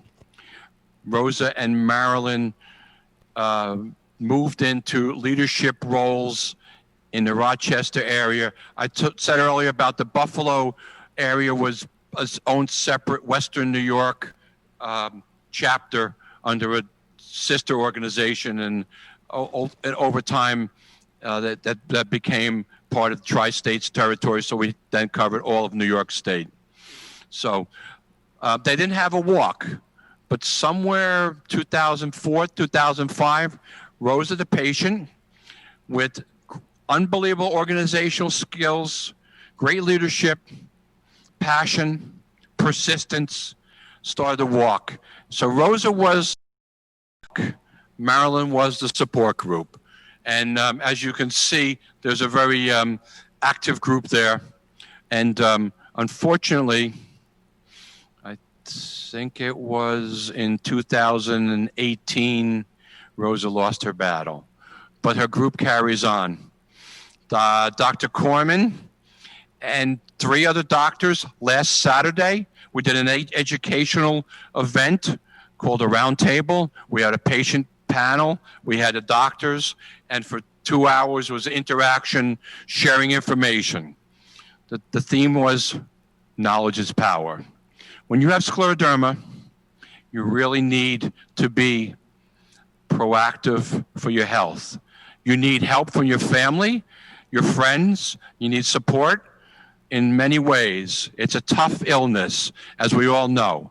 And that event, which was viewed by 50-something people, not in Rochester, but people literally all over our region and even all over the country.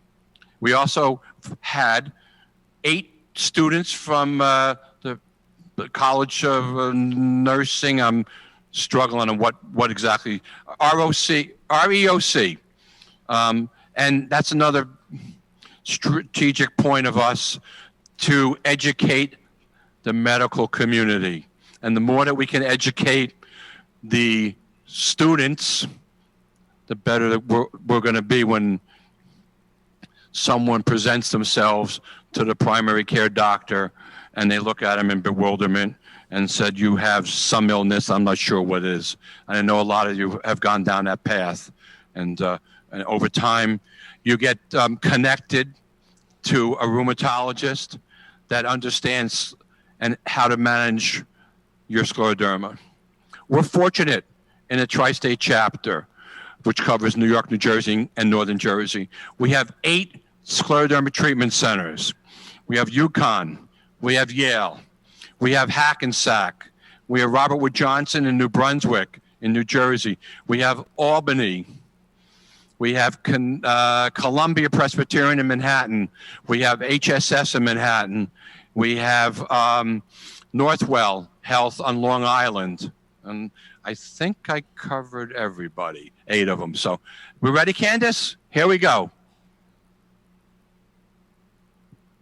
Well, I know this event has been something to put on the calendar for maybe potentially next year, but more on the lines, we're hoping that we could do physical events again next year, but we do have to abide by social distancing. We're hoping that we can continue to have our physical events, but if we don't, this is just a training tool for us. This is our first time, and it may be an annual thing, we don't know, but in the meantime, we want to continue to say thank you to everyone that has donated, participated, shared on Facebook, social media, shared our posts. All of you guys have made a massive impact. We want to say thank you to each and every one of you, but I do got some preliminary numbers. You want to hear them? Yes, yes, yes, yes.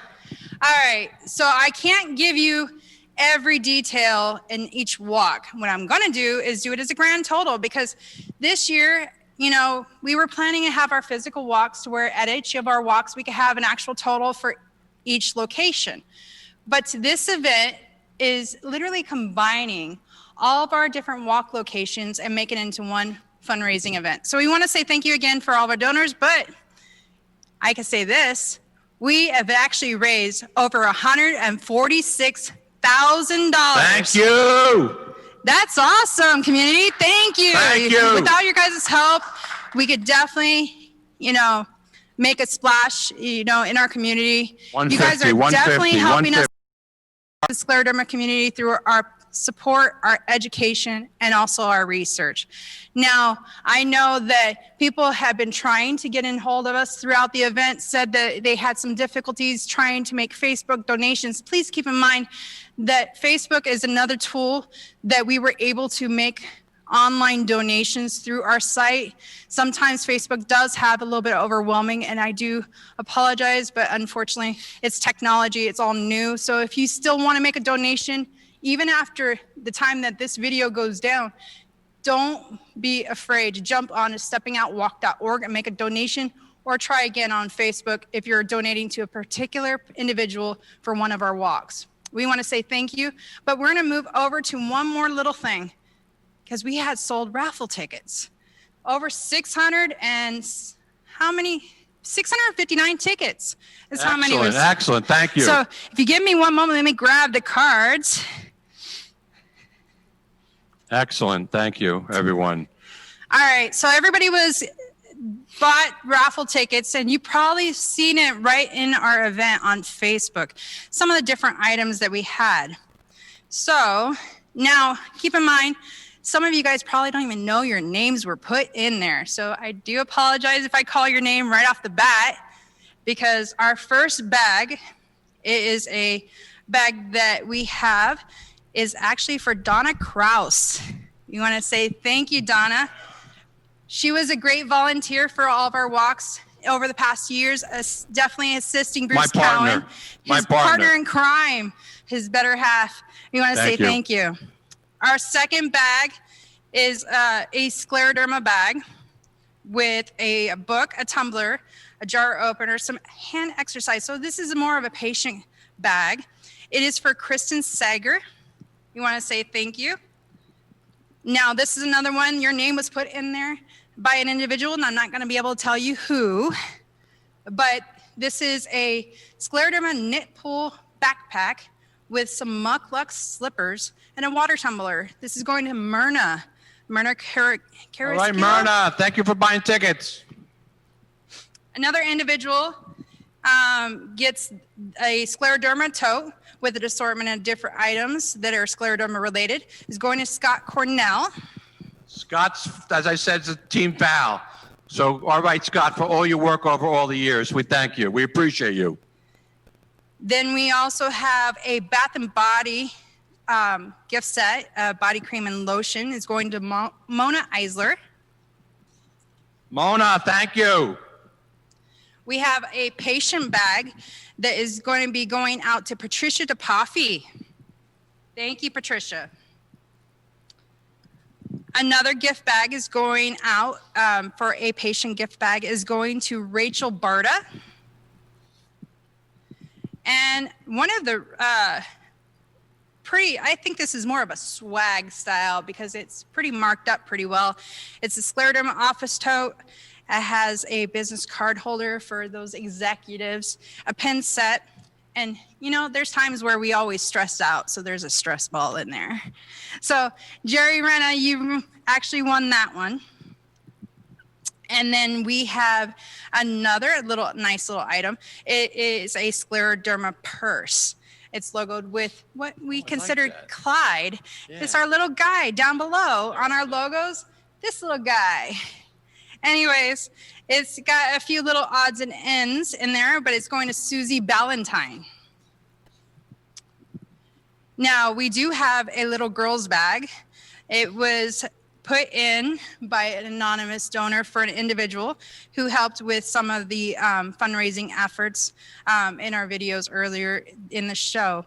It is girl's blanket flower backdrop, some journal and some knit gloves, and it's going to Natalie Puccio. So yeah. Natalie's one of our walk leaders in New Jersey.